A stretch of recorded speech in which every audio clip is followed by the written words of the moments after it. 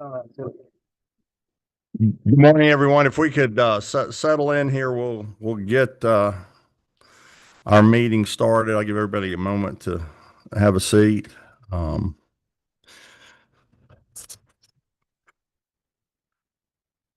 Good morning, and apologies for the bit of a late start here. We had a couple of technical issues, and with our move from Savannah here. And as I welcome you, and before I get to the introduction of the committee meeting, let me explain why we moved the meeting from Savannah back to the Capitol. As probably everybody in the room knows, we lost a colleague over the weekend, Representative Chairman Mandy Ballinger, to a long battle with cancer. And her services begin this afternoon at 3 o'clock, visitation and service tomorrow. And we just felt like we wanted to be close so that we could do our business for the people of Georgia. She would want that.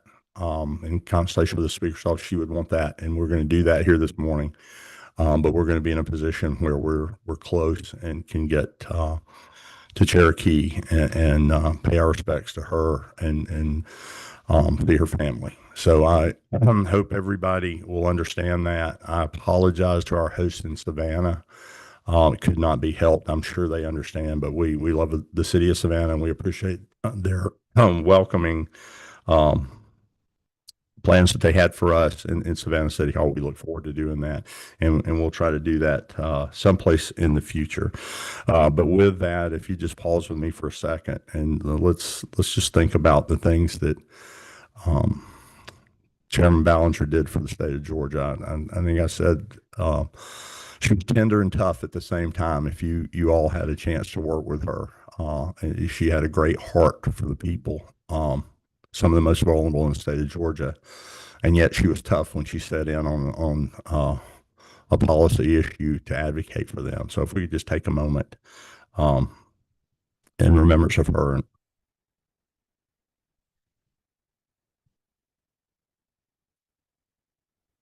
I'm going to get started this morning.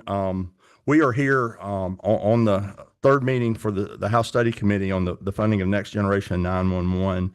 And again, we are focused on just that. There's some other things going on around the state and across the hall, but we are focused on the funding of our Next Gen 911 this morning. And I want to welcome to my immediate right, Lauren McDonald, a committee member. Next to him is Representative Clint Crow, is a study committee member. And we are graciously joined this morning by the chairman of Energy, Public Utilities, and Telecommunications from Cobb County, a long-serving member, a well-respected member of this House, Chairman Don Parsons, has joined us this morning. So welcome, Mr. Chairman, to this. His leadership in areas such as this is, gosh, Mr. Chairman, you've been doing that for well over a decade. I'm not going to put the exact number of years on. You've been doing a long time, and we appreciate that.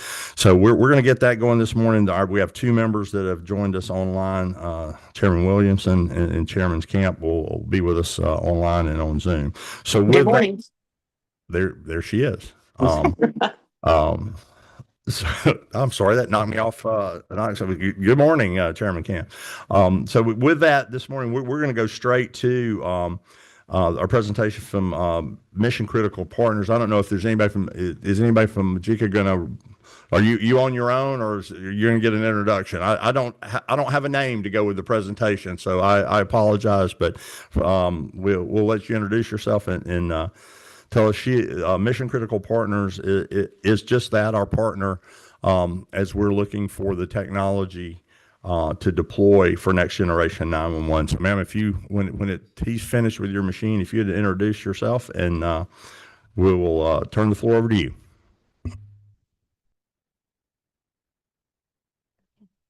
Well, I'm pretty short. Can you all hear me? It's a small room. Good morning. And my name is Sherry Griffith Powell, and I'm really excited to be here with all of y'all this morning. I flew in from Oklahoma City yesterday, but I flew from Austin, Texas to Oklahoma City before that. So I've been with Mission Critical Partners about 10 years now, and we help a lot of our state and larger regional partners to plan for, to fund, and then to procure and implement NG 911. I am the manager of 911 services for Mission Critical Partners. And so all of the project managers report up through me. So you might say I get to have my hands in all of the work that we do. Oh, thank you. Technology is always fun. So what I was going to do for you this morning, I'm going to start out with the cost estimate that we worked with Alicia and her team. We did some data gathering. And so I was going to start with the cost estimate. And I understand that I don't necessarily have to encourage you to do this, but please, if you have questions as I'm talking through this, speak up and let me know. I'm happy to answer questions as I go through it. So what we have done, as I mentioned, we plan for and procure NG 911 in, I don't even have the exact number, a lot of states across the US and quite a few very large regions. So what we did is over the past 4 years, we've gathered some of the data from those procurements. So we've taken aggregated responses because we don't want to be we don't want to share data that we shouldn't share. So we've aggregated the financial data from the various vendors in the industry, and we've come up with a cost estimate range from a low range, like what you might see as the minimum when Georgia goes out for procurement, to the high end. And my recommendation when I'm dealing with government elected officials, I always encourage you, plan for the high end number, because what we don't want to do is have you appropriate funding, get, a third or a fourth of the way through your project and realize that you're going to need additional funds. And so I've provided you a range for comparison, but I'm encouraging you, think of that high end number when you're planning for what you want to do. And a little bit of background, because I know we use some abbreviations that are secondhand to us, but that are probably Greek to everyone else. So NGCS stands for Next Generation Core Services. And you can think of that as the databases and the routing functionality that is going to get the 911 call to the appropriate 911 public safety answering point. And the ESI net is the network. That's the internet protocol based network that is going to connect all of your 911 centers across the state of Georgia. And ultimately, you're going to connect to your neighbors as well. So that is the true vision of end state I3 NG 911, is that we have this system of systems across the entire US so that if necessary, it's like magic. If necessary, and you had a call, and let's assume that it's a kidnapping, and you have someone who's in the car, calling 911 to state that they've been kidnapped, and they're crossing jurisdictional boundaries. So they're going through Georgia, and then they cross your state line. It is going to be essential for your 911 centers to be able to transfer that call as they're moving, and most importantly, transfer it with the data. So each time the 911 center gets a call, they're getting the callback number, but they're also getting an XY coordinate for the location. So what you don't want to have happen in an emergency like that is every time the call is transferred, I have to say, hi, this is Sherry. I'm in Atlanta and I have a caller. Here's their callback number. And here's where I have them right now. Oh, they've moved. They're now 2 miles down the road. You want that data to transition along with the call. So that's our end state. And when you look at the line there that says in GCS and ESI net minimum, oops, can I undo what I just did? Then I know. Remind me not to touch the screen. Okay, how do we go back into presentation? All right, thank you. Okay, so I'm really bad about touching things. So when you look at that non-recurring cost in the first column, Ms. Powell, let me do something if I can, before you get into this. This committee is going to be interested, we're going to be interested in the funding of it, but to the point today, since we're not in the bid process, we're not in the procurement process, I want to concentrate on the things we need and the recurring costs for those. Because I mean, and I understand respectfully on your budgeting things, but I'll speak for myself and not the 179 other House members or senators or the governor's office. You know, we're not going into this to look for the high end of the cost. We're looking for a value proposition for the state of Georgia. So I want to leave that to the folks at Georgia that do the procurement. And what I'd like for you to concentrate on, if you can, is to tell us the pieces we need, the hardware we need, the software that will have a recurring cost on an annual basis. We'll get to the state and the procurement situation. We'll get to what the costs are when it is there, and I'm sure we're dedicated to this along with our county and city partners to fund it appropriately. But we're not here today to look at 58 cents for this and $178. So just that I think that'll help you move through that and get to the global approach of what we need, up front, what we cost to maintain that, and so forth. And then we'll leave the exacts of that bid to the procurement process. Is that fair enough? absolutely. Thank you. So that's where I was going. And the non-recurring cost is what you're going to need up front. Okay, so these are the one-time costs that you are going to need up front. And we are seeing these fluctuate between about 1.5 million, and sometimes they can go well over 5 million in rural states that don't have a lot of internet connectivity built out. And so what we are encouraging you to do, and we have, the state of Nebraska has done this. They planned on spending 5 million to build out that network up front, and then they put a recurring 5 million in their budget every biennium. So they are very conscientiously building out their internet connectivity, and they're basing that on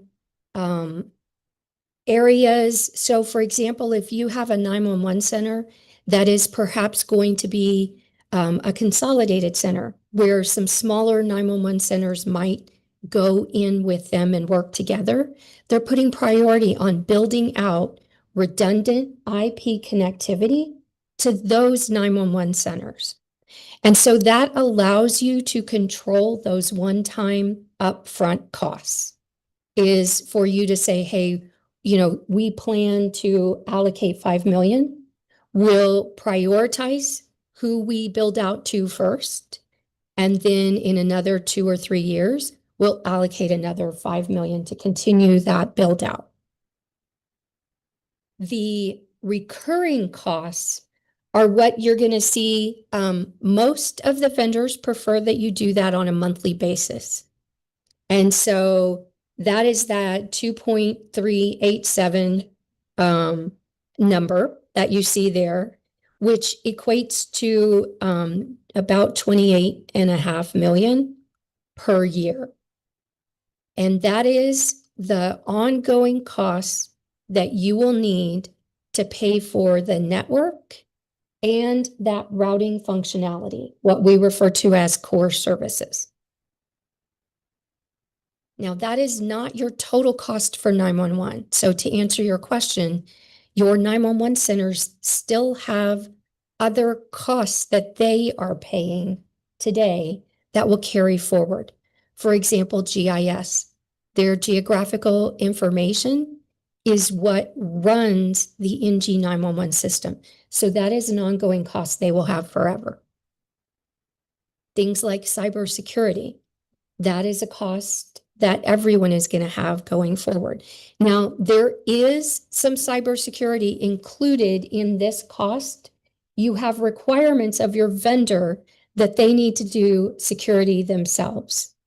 But in addition to that, there will be cybersecurity work that needs to be done both at the state level and at the local level. Does that help answer some of what you were looking for? At the risk of being a no, Okay. because what I've heard is we may have to build out in some areas, and that's going to cost some money. And what I thought we were going to get today is that's what you had been looking at, the areas in Georgia specifically that did or did not have things, and you were going to be able to provide us, where we needed to build out. I mean, I know if we need to build out and we need to do those things, we'll have to go to a vendor and do that. But we know there's fiber in places, and there's fiber that maybe have to be added to places. Having a range of, we may do. I mean, and perhaps I'm the only one here that's looking at this. This is not something we're looking to do piecemeal. When we roll out next generation 911, I don't want somebody in Baker County to have to wait for it longer than somebody in DeKalb. Now, full well, a metro county may be further along right now, so it may be months. But this is not something that, as chairman of this committee, I'm looking to recommend that, hey, we're going to get 159 counties on 911, and some of them will be doing it in 2032. So what I was hoping we had was that you guys had taken a look at where we were fiber-wise in the state, and that may be coming later. I'm not sure. So no, we looked at where you had fiber previously, what we could tell easily from the top. But I'm telling you, that would take a very intensive network build out process to give you specifics. So we did identify some counties. I think there were about 13 counties that we had originally identified. And I apologize, I don't have those with me today. We can absolutely get those for you. That will need build out, but I cannot tell you what that build out cost will be. That is going to depend entirely on the vendor you select. So the vendor you select is going to have partnerships with specific network providers. And in some cases, the vendor themselves is a network provider. So if you select someone like an AT&T, they own network, and they will only ever use their own network. So in that case, they're going to want to build out anywhere they don't have network, even if there's another network provider that has network in that area.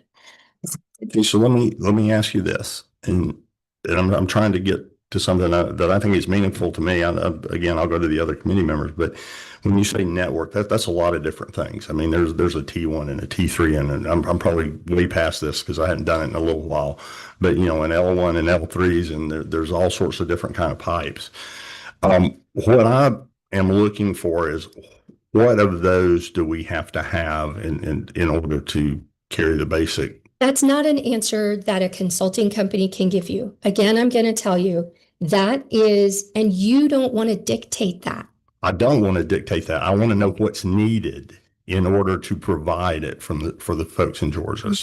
So there will be requirements that you put in a procurement that say, we want this level of uptime.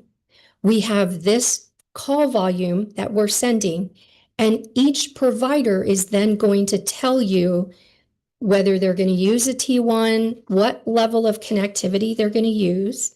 And it is going to vary by the size of the 911 center. And it is going to vary based on the call volume in that portion of the state. So me telling you, hey, you need 300 T1 connections is not something that I would do because it wouldn't be meaningful. It is going to vary based on the provider that you select. And truthfully, I think for budgeting purposes, it does not impact you. Knowing what the underneath layer is not as important for you when you're trying to figure out how much is this going to cost as knowing how much should I plan for on the costs. I'm going to respectfully disagree because what we want to know is what we need to do to deliver the solution to the citizens of Georgia. And what we will ascertain through the bidding process is what the cost will be for that. And so can you help us? I mean, I thought that's what we were getting today is, for instance, what call equipment we are going to need on here's, I guess, let me pose the question and then I'll let you get back to your presentation and we'll go from there. But here's the question. If we wanted to have every center is going to need this, okay? I mean, every building has to have a front door, right? So every center has to have this kind of software and hardware in order to take the first call. Right. And then you size up based on the calls you get. What hardware is the basic thing to what's the Yes. basic cost of a piece of hardware? That's what I was looking for. Okay, we know we're going to need those. And if we're going to have 150 centers, we're going to have at least that. And then we're going to scale up from there.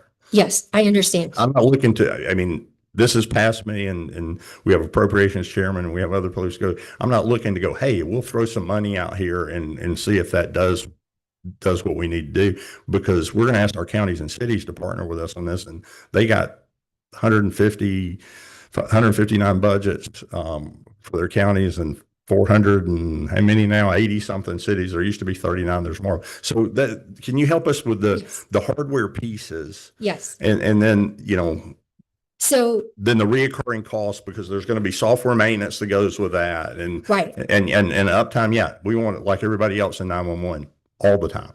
Right. So I want to make one other clarification because you made a comment earlier. Hey, I'm not looking at rolling this out piecemeal. I am not encouraging you to roll this out piecemeal. The cost that we've put together here, the rough order of magnitude cost estimate, is for you to implement every single PSAP in Georgia. And that's why we have said you need to plan for an upfront cost of $5 million. And what that would do, because you're going to have this network connecting everyone, that will get at least a single internet connection to every one of your 911 centers. Most of them, that would get 2. And the other 5 million that I was saying, we've seen some states take this approach, is building out that redundant connection to some of those. For example, the 13, and I think it was 13 counties we had identified that probably didn't have connectivity. So what you would do is you would have everyone on the system, and then you can continue, if you choose, to further enhance that system. The other thing that's included in this cost, you were asking about hardware. There, within the network and the core services, are pieces of equipment referred to as gateways. There is a gateway needed for every PSAP, and that is included in here. There will initially be a gateway needed for each of your selective routers, and that is included in here. And those are gateways that are transitional. So once everyone in Georgia is on the system and all of your incoming phone providers, what we refer to as originating service providers, once all of them are connected via IP to your provider, then those pieces of hardware go away. And there is software referred to as session border controllers. And that is what provides the security on the ESI net and the core services. That is included in this cost. You have a question from Chairman Crow, but let me ask you this. Define, you mentioned that we would roll it out and everybody would have an internet connection. Define what do you mean by internet connection? They would have the IP connectivity to the 911 center. It is not the public internet. So what you're talking about is something like in the old days, people would have called, you would have had a frame relay.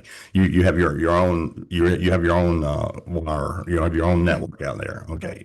Okay. That I just didn't know what goes. You might have also heard it called an SD-WAN. Sure. Okay. I Yeah. got you. If you take a question, Chairman Crow. Thank you. I'm just trying to make sure I'm following along. I have a copy of your presentation. The next gen 911 cost estimate on the first page where you've got the non-recurring costs, the monthly recurring costs, annual costs, 5-year total. Yes, That is the cost and the annual ongoing cost, monthly recurring cost.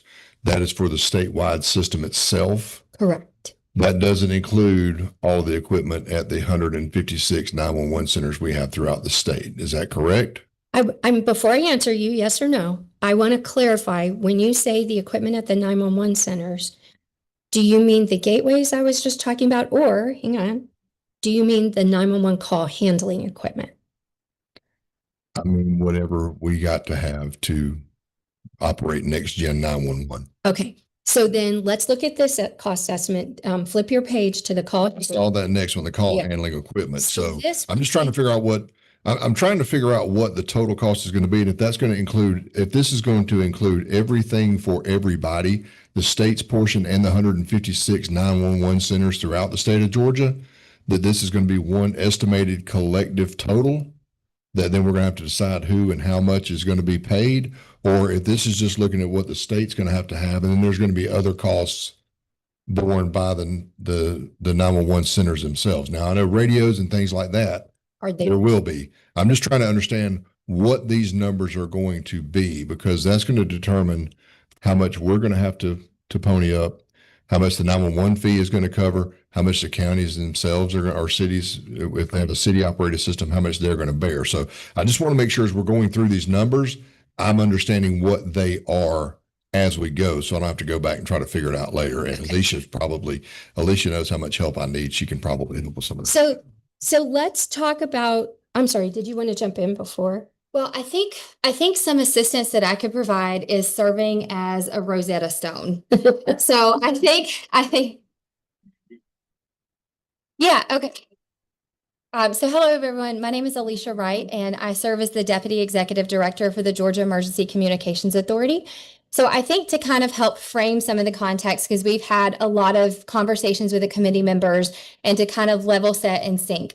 So when we are talking about next generation 911, the components that we have previously discussed that we would need to fund is the ESI network, which is, as Sherry mentioned, that is going to be your internet connection to each 911 center. So to date, we have partnered with the Georgia Technology Authority, and they have done some preliminary analysis to determine which of our 911 centers have sufficient connectivity and which ones do not. So GTA actually classifies the 911 centers as either served with internet service, underserved, or not served. So when we got those results back, we were very happy to find that we had less than 20 911 centers that actually need to have internet connectivity built out to them. So we were glad to have those. They were actually looking for, and Rhonda can probably help me if it's symmetrical or asymmetrical, but they were looking for 1 gigabyte of Thank you. Symmetrical connection. And so when we talked to several of the vendors for next generation 911 and said, if we have 1 gigabyte of symmetrical, thank you. That's how quickly I forget that. Symmetrical connection, would we be able to transport all of our 911 calls? And they said that gives you tons and tons of more bandwidth than you would actually need. Yeah. So in Georgia, we're probably looking at, based on preliminary analysis, about 20 centers that need to have fiber built out to them. So going back to Sherry's point, when you're building out an ESI net, you're not necessarily using the same vendor for each 911 center. So our next generation 911 vendor will come in and look at all of our network connections, and where they own the network, they will use their own network. And where they do not own network, they will negotiate out contracts with whoever services that area. So it can be very difficult to provide an exact cost on building out the network because it's dependent upon the vendor and where they own network and their ability to negotiate out contracts. I'm going to pause because I think you're getting ready for a question. I'm not going to step on Chairman Crowe if he has a follow-up, but I do have one. Do you have any follow-up? So you've framed it really good, and I think y'all can, work Yeah. together now. I mean, and again, I didn't mean to be short you, but I'm trying to get to the deal because Alicia, if I can, Sorry. what you have done is what we're after. Okay. So tell me, there's 20 places we got to build out, and we don't know what that costs. I may be that's okay. We'll get a swag at that. I mean, it could be in this range. We understand that. But what we're after is once that's up, there's going to be a cost for keeping that up. Okay. And we're going to, I mean, if any of the vendors in the room here, the state procurement office is going to get the best value they can for the 11 million people who live in Georgia, right? We want it, we want, champagne on the proverbial, beer budget, right? We want it done right, but we want a good value. But we know there's going to be a cost to keep that up. It's going to be about on an annual basis. So that's what we're looking for. So, this is how much you put the equipment in, the software that does it, it's going to have a maintenance agreement of this much, we need a seat, a 2,000 seat license. I don't know if it's a seat license or a named user license. Those are the things that we're kind of doing. And then, it may be $100, it may be $120, and it could be $1,000 and $1,200. I don't know what it is, but there's going to be a range for that. We just need to know the orders of magnitude for the things that cost one time and then the things that are going to go down the road.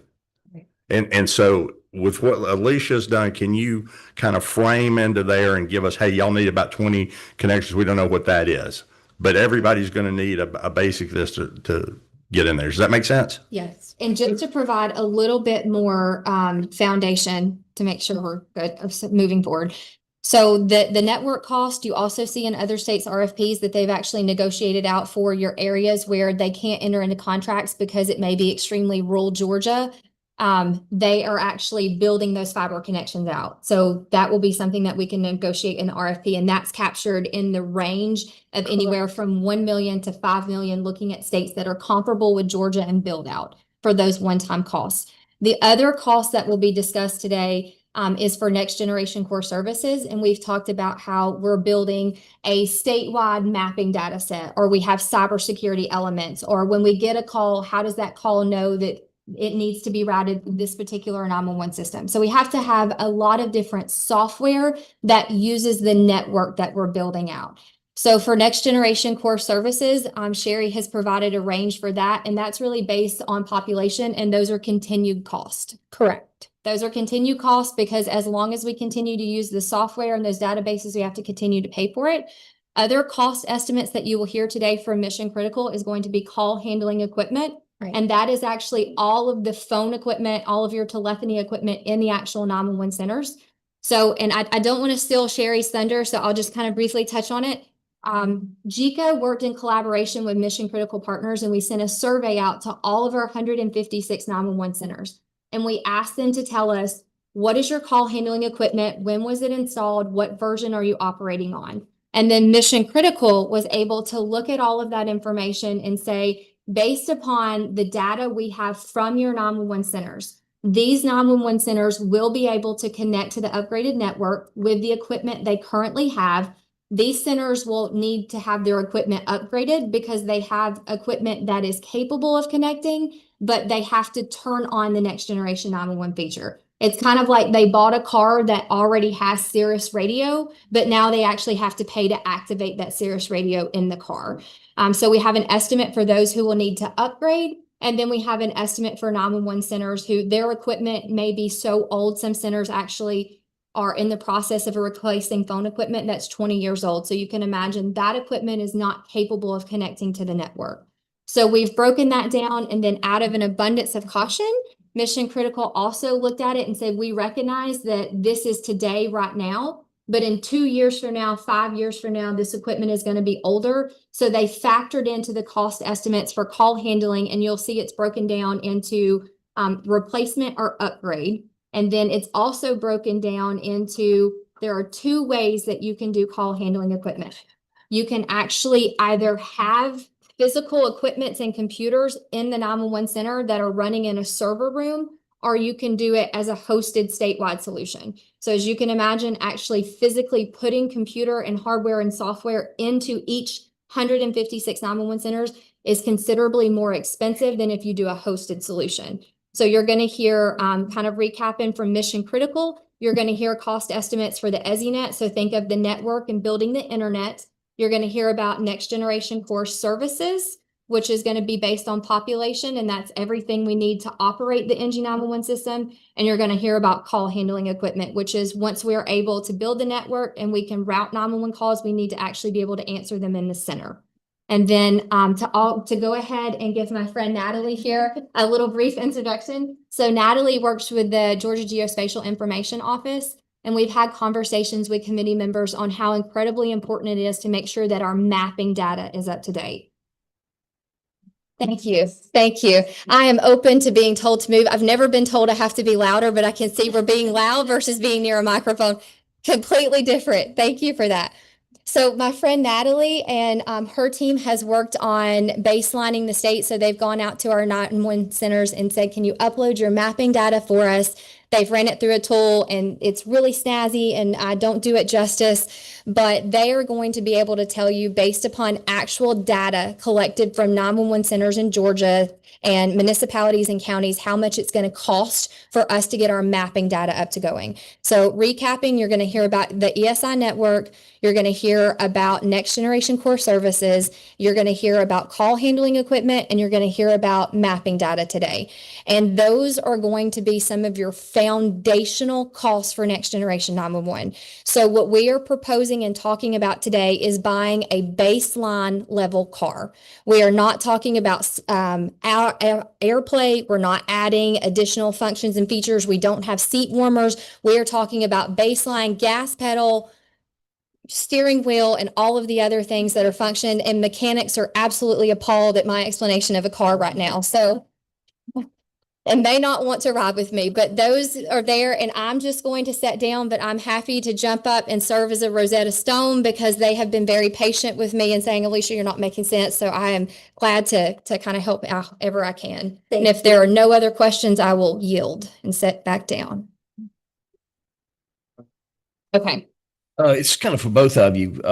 One, Alicia and Sherry, the Alicia question, is GMO looking at regionalizing any of these 911 centers, combining any in some counties, these smaller counties, because having 156 and then buying all this equipment, it seems, that should be something we should be looking at. And this is more for Sherry too, has this ever been done in this process of before we get started spending all the money, looking at areas where we could, I'm going to use our 911 director here, Forsyth County, where we could regionalize Dawson and Lumpkin kind of corridors to work together, areas that we know that are kind of homogenous together, that they're all, people are traveling through each county, either for work or pleasure.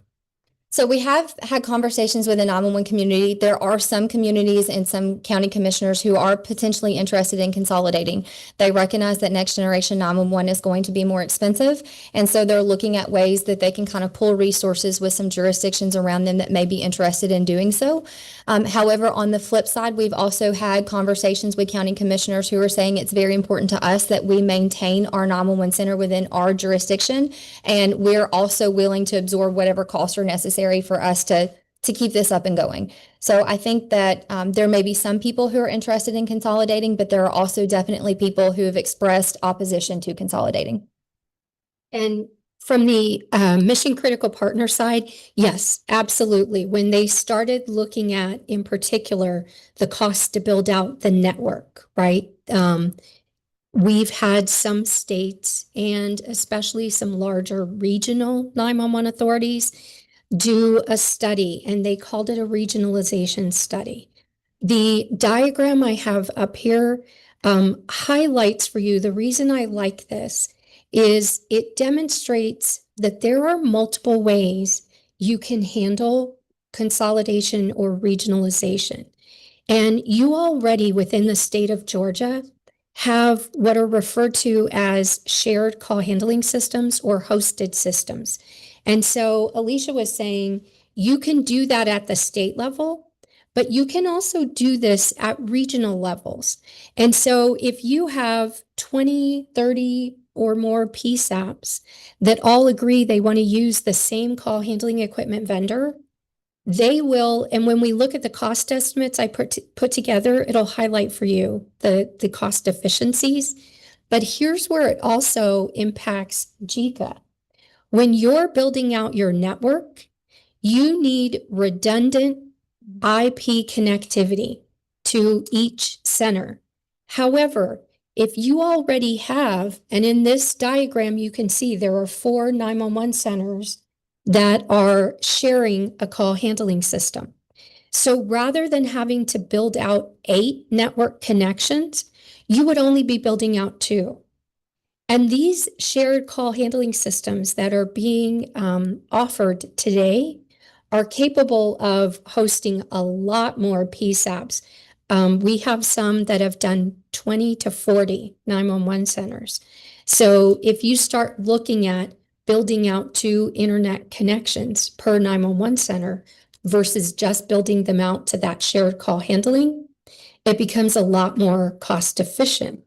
And to your point, if you reduce that number of 911 centers, it also becomes more cost efficient.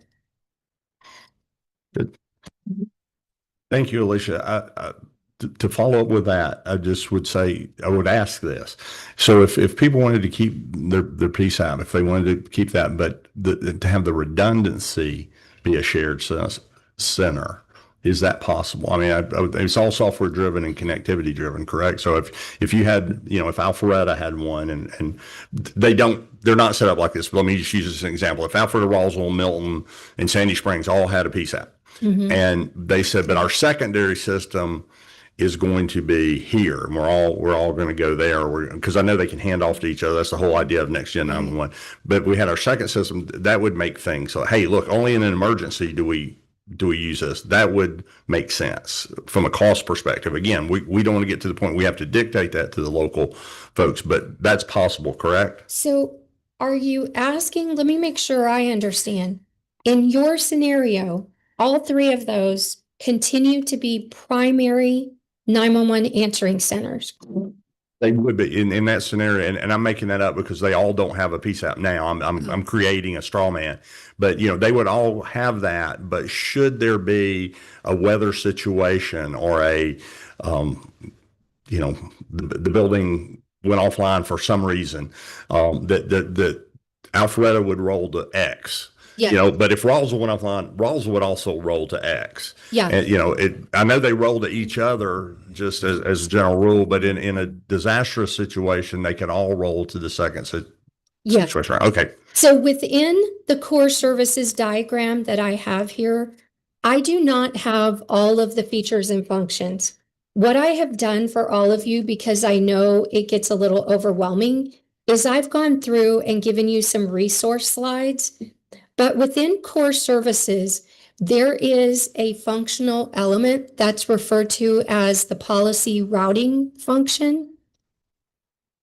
And that functional element is where you store exactly what you were just saying.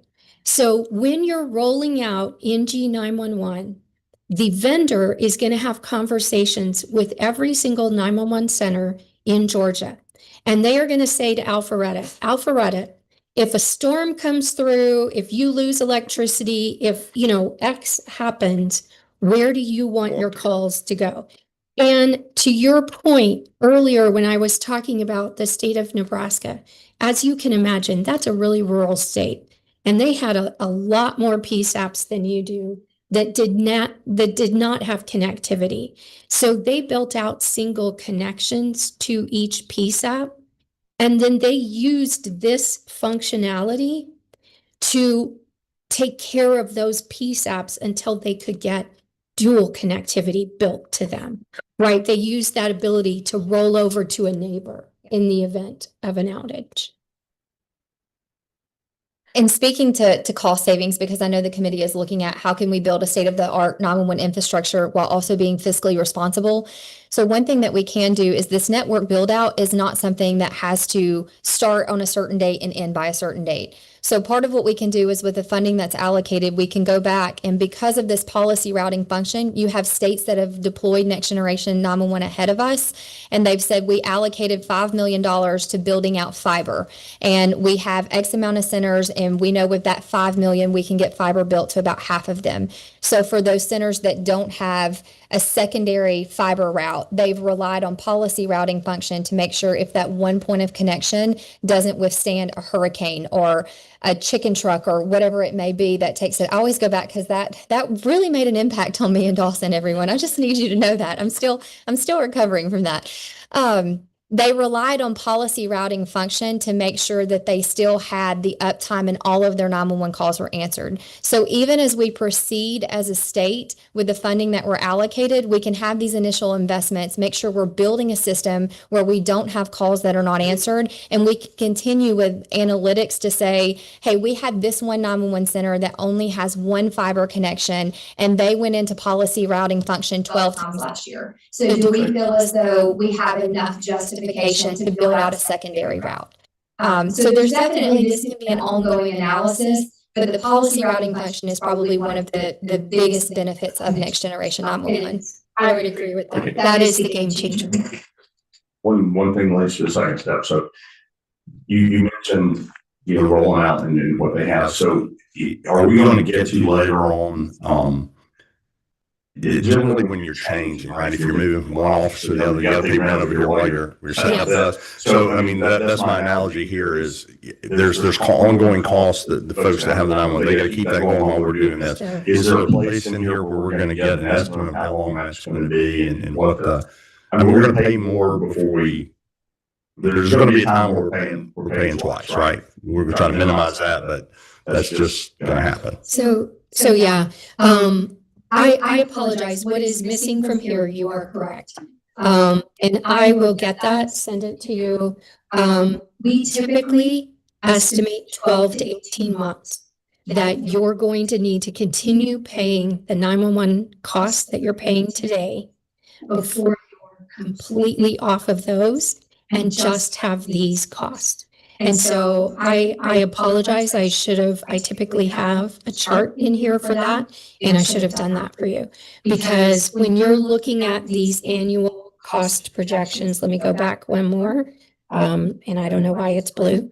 When you're looking at 28.5 million, you're going to be paying the selective router and connectivity costs that are being paid today on top of this.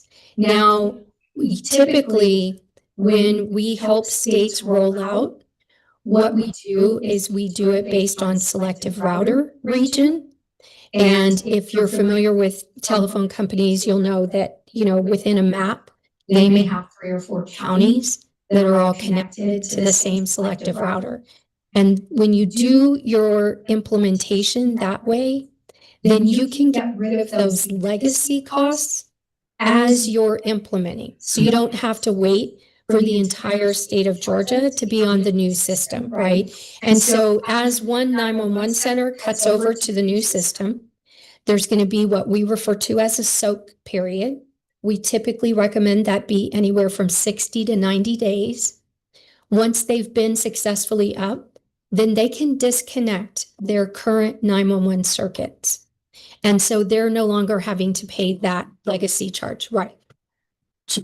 Last question, then I'm going to let you get back into the thing. You did the annual cost, which is on this sheet. I think it's fourth column over, and it says minimum 11, maximum 28. And again, without those numbers may be different for us. I just what makes it different? Is that just how much the vendor charges you? Yes. So what we've seen, my question is, are those options? I mean, is that No, 28 because you're requiring more bandwidth, or is that just no, the that is, charges different things in different areas of the country? yes, partially that, different things in different areas of the country, different vendors. And so there are some vendors that we've seen are coming in very low on the cost spectrum. I I'll hear that. Vendors, go ahead. Yes. And they don't always understand what they're bidding on. But also in a procurement like the state of Georgia, where you have 11.5 million, where you have about 11.5 million people, they're going to give you a better price than they're going to give to Arkansas, right?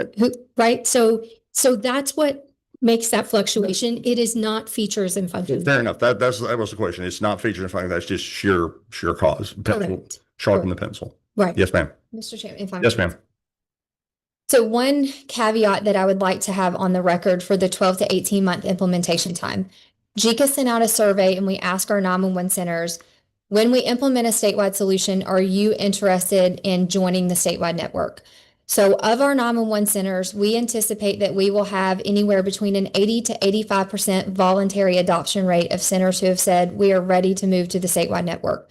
That also includes centers who have said, I have already migrated to a local solution, but if the statewide vendor is the same as my local vendor and I can move to the statewide contract, I would like to do that. And if it's a different vendor, then as soon as my contract ends, I want to move to the statewide network. So I would like to point that out to say the 12 to 18 month timeframe only works with 100% adoption rate. So if and our law does not mandate that 911 centers move to next generation 911. So Sherry mentioned how you can have one selective router that services 3 911 centers. We may have 2 911 centers that are using that selective router, and you may have 1 911 center that is choosing not to. So we would still need to keep that selective router, that piece of equipment, up and operational until all of those centers were connected. Is that fair? Correct. That is absolutely correct. And what we have seen other states do, because you are not alone, very few states in the US have legislation that mandates the locals to do something. And so what we've seen some of our state entities do to encourage or incentivize adoption is we've had them say that the local is responsible for the cost of that selective router if they don't want to join the state system.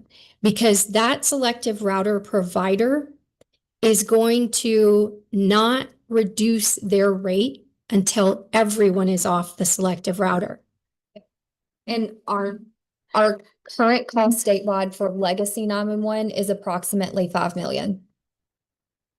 You say our cost, is that something the state's paying or it's being paid? Okay, that's, yeah, I wanted to get into that. Well, no, it's the folks' money. So, I mean, I get the our cost thing, but these costs now are being paid with 911 fees through local And it governments, could be correct? a combination of 911 fees and Other money, and sure. funds. Yeah, Yes, absolutely. Okay. Fair. Thank you. Yeah, perfect. So I know we kind of paused here and Alicia went through and explained to you how this all came about, and this was based on the survey. I will also add that some states pay for the call handling equipment, and some states say that is the local responsibility for them to pay for out of the 911 fees. But I believe you're looking to do this at the state level.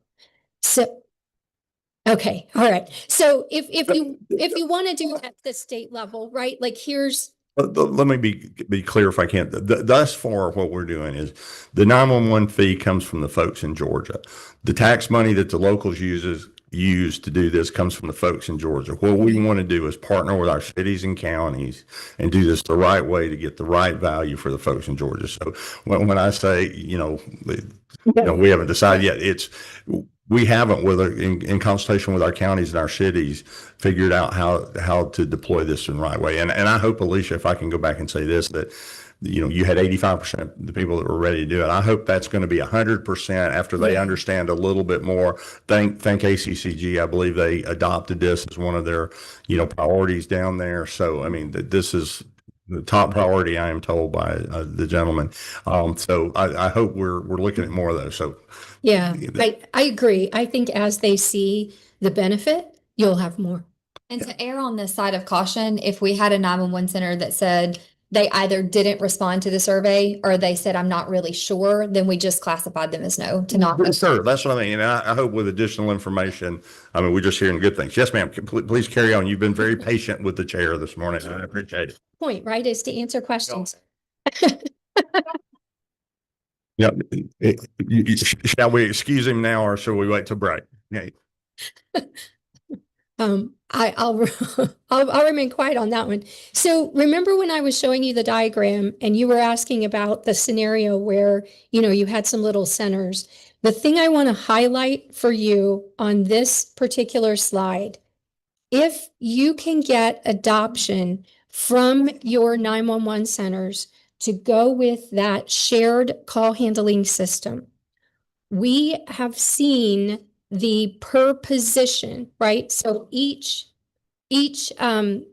desktop that is in the 911 center, we have seen that cost be as low as $5,000. So if you're looking at doing, a state level procurement, and you would have a good chunk of your state sharing the same call handling equipment, you can significantly realize some cost savings.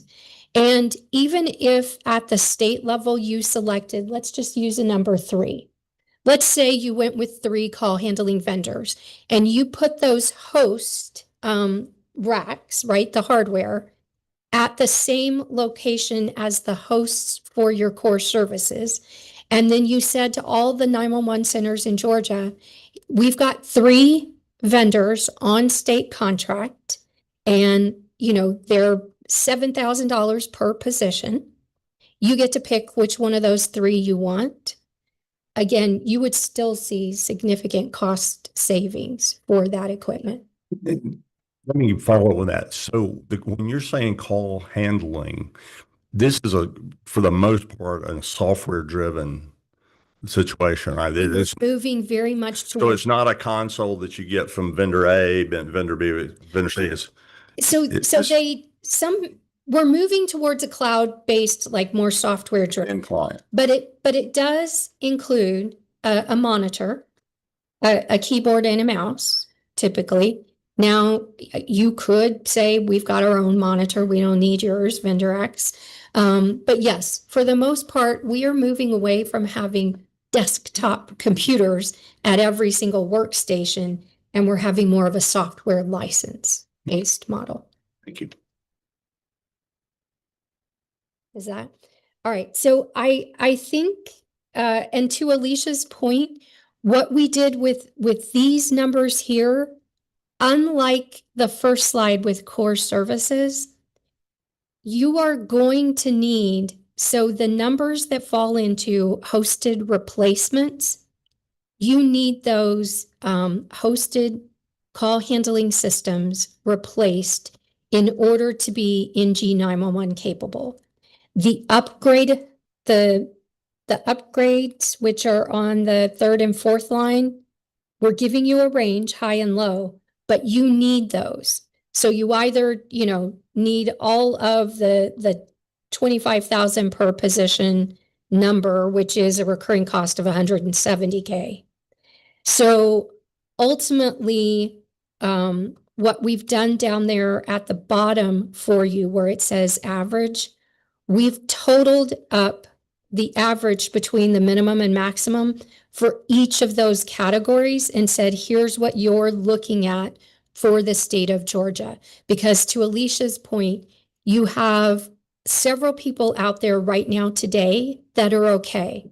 But if it takes 2 years to implement, they're going to need an upgrade. So, we added them into the upgrade category. Does that make sense? That you need all of those? The question of the call handling equipment. Mm-hmm. Yeah, and my only question then is, you have your 1, 2, 3. I mean, that is just based on you think if we roll it out over a 5-year period. If we That's showing you, what we wanted to show you is your year 1 cost is more expensive because you have to pay that upfront non-recurring. And so year 2, 3, 4, and 5 are all the same, right? So typically your contracts are 5-year contracts. And up until this point, it has been recommended that your call handling equipment, because it's used 24/7, is replaced every 5 years.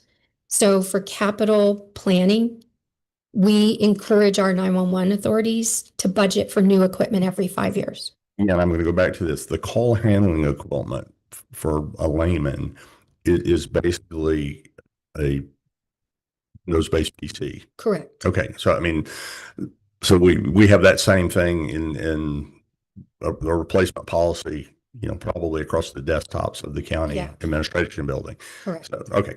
Correct. So we just wanted to show you the breakout by year, right? That you'd be paying more that first year, and then you just have the monthly recurring fees going forward. And the annual maintenance is included in those yearly totals. The annual maintenance, is that a seat license, site license? What is that? No, the maintenance is to have someone who actually maintains the equipment, right? So you have a 24/7 number that you call, and if something's wrong, they'll come out, maintain the equipment. They'll do software updates. But again, is that $7,500 if I've got 100, operators or 911 folks, 911 stations, or $6,900 if I have 10? Right. We estimate what we typically see on average is about 6% of your per position cost. Okay, so that's what I was getting at. So it's a software maintenance thing. Correct. It's a percentage of the cost of the software. Correct. And that is for the software maintenance, because the hardware is a PC. We've got somebody at the city that does that. Right. It depends on how you do your procurement, but most of the ones we've seen, it is both software and hardware. So if something goes wrong with the equipment, the vendor will come out and swap it out. Right. So if your PC, the soft client that you have in the center crashes, that they'll come bring in a new one. Who's number 23? Chairman Perry. So I want to make sure I'm on the right page here. You said year one is going to be more expensive than year two. And I'm on the page that you have up on the slide here. Mhm. But this says year one is about less than half what it's showing for year two. You see what I'm talking about? You're on the upgrades maximum. So, The others are all, so the first, year one's $11,824,282 average for year one. Year two's 3, 4, and 5 are Yeah. 25 I million. apologize. Let me fix that for you. It is more. If you look at the first row where we say the hosted replacement minimum is 1.028 million. Yep. And then it goes down to 121,000 the second year. So the next row does the same thing, 1.6 million, and it goes down to 487. When she was trying to do the average of adding all those together, that 11 got, the calculations in the spreadsheet got messed up. So I will correct that. But the replacements are going to be more in year one. Everything else upgrades. The calculations are messed up. So the upgrades minimum should have had that 500K added to the 10,000 per position. So it will be more. I just need to fix that calculation in the spreadsheet.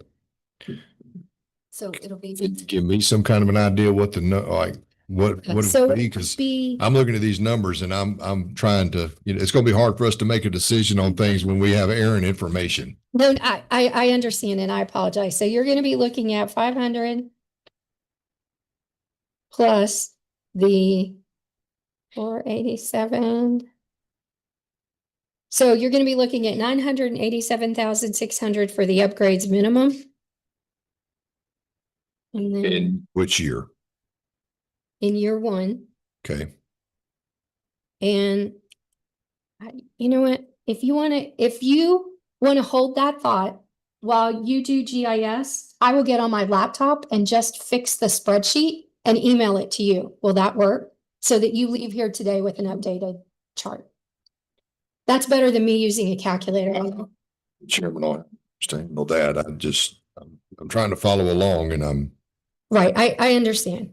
but this call handling equipment cost, this is for the call handling equipment for all 156 centers in Georgia estimated, correct? No, it is for the, actually, there's more than 146 centers. It is, 56. There's 156 centers in Right. the state of Georgia. so it is only for the ones that need equipment replaced or upgraded. You have some that when we did the survey, their equipment is fine. Today, they are perfectly capable, and some of them are on NG 911 systems. So we did not include costs for those because they're good and they won't need it They eventually need to upgrade or replace, in 5 years. and we just tell them they're on their own, right? So we're just worried about the ones that don't have it. Well, this was your costs for the next 5 years. When you go out to year 6, right, then, so it's going to be an ongoing cycle of PSAP A is going to replace their equipment, and then in 5 years, they'll replace it again.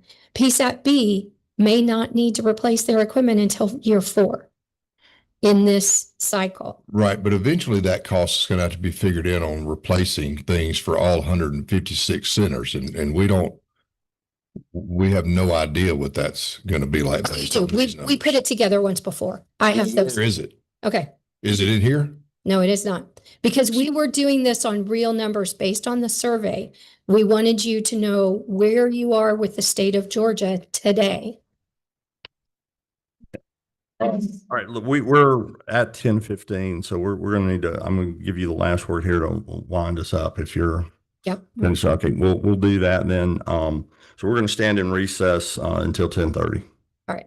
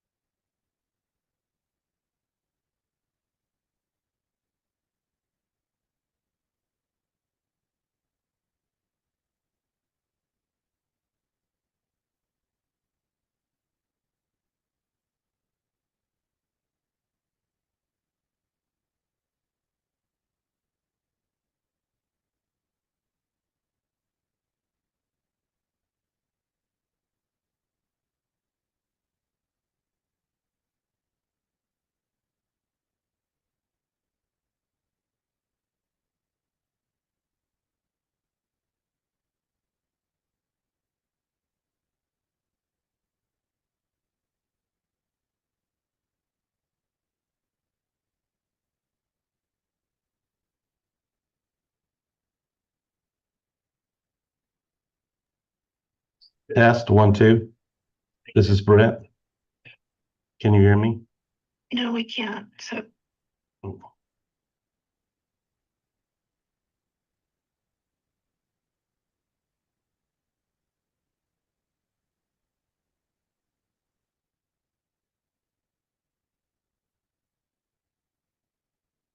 Sorry, Susan. that's okay. We didn't hear you. Try it again. Okay, can you hear me now? Oh, I can hear you. Oh, you can? Yeah, this is Beth Camp. I can hear. oh, hey, Beth. Hi. Testing 1, 2. Can anyone else hear me? This is Brent Lanford. Hold on, we're testing in the room. Beth can hear. Yeah, I can hear you well. Oh, thank you. Mm-hmm. So, Hold on, we're checking you in the room okay. because we can't hear you in the room.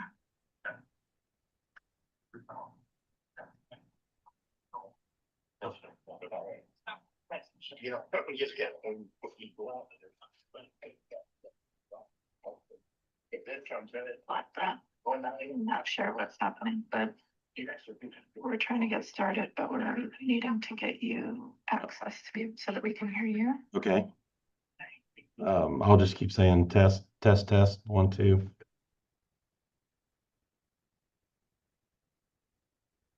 Hold on, someone's trying to work with the IT team. Okay. Yeah, thank you.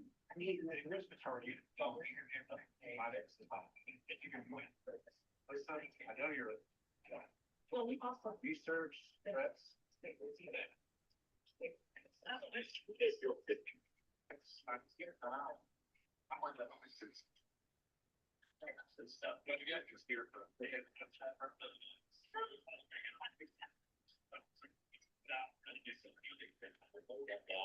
So we just wait like y'all do it while the others are presenting, or We're trying to get, Peter Brett Lanford when it's his turn to talk. okay, should we start? Cause he's toward the end, just keeps on time. Or whatever is comfortable for you. I saw. Understood. Okay, Brett, apparently the chairman is gonna start us up and we'll have to address this. Okay, we're still trying to link somebody in from off site for the presentation, but we'll go ahead and start because they're at the end of this particular segment. So we will go ahead and start. We're going to look in at the GIS portion of this, the graphic information systems. Y'all don't make me say words with multiple syllables before noon, okay? The geographic information system, known as GIS, is going to be integral to the part of rolling out this next generation 911 system.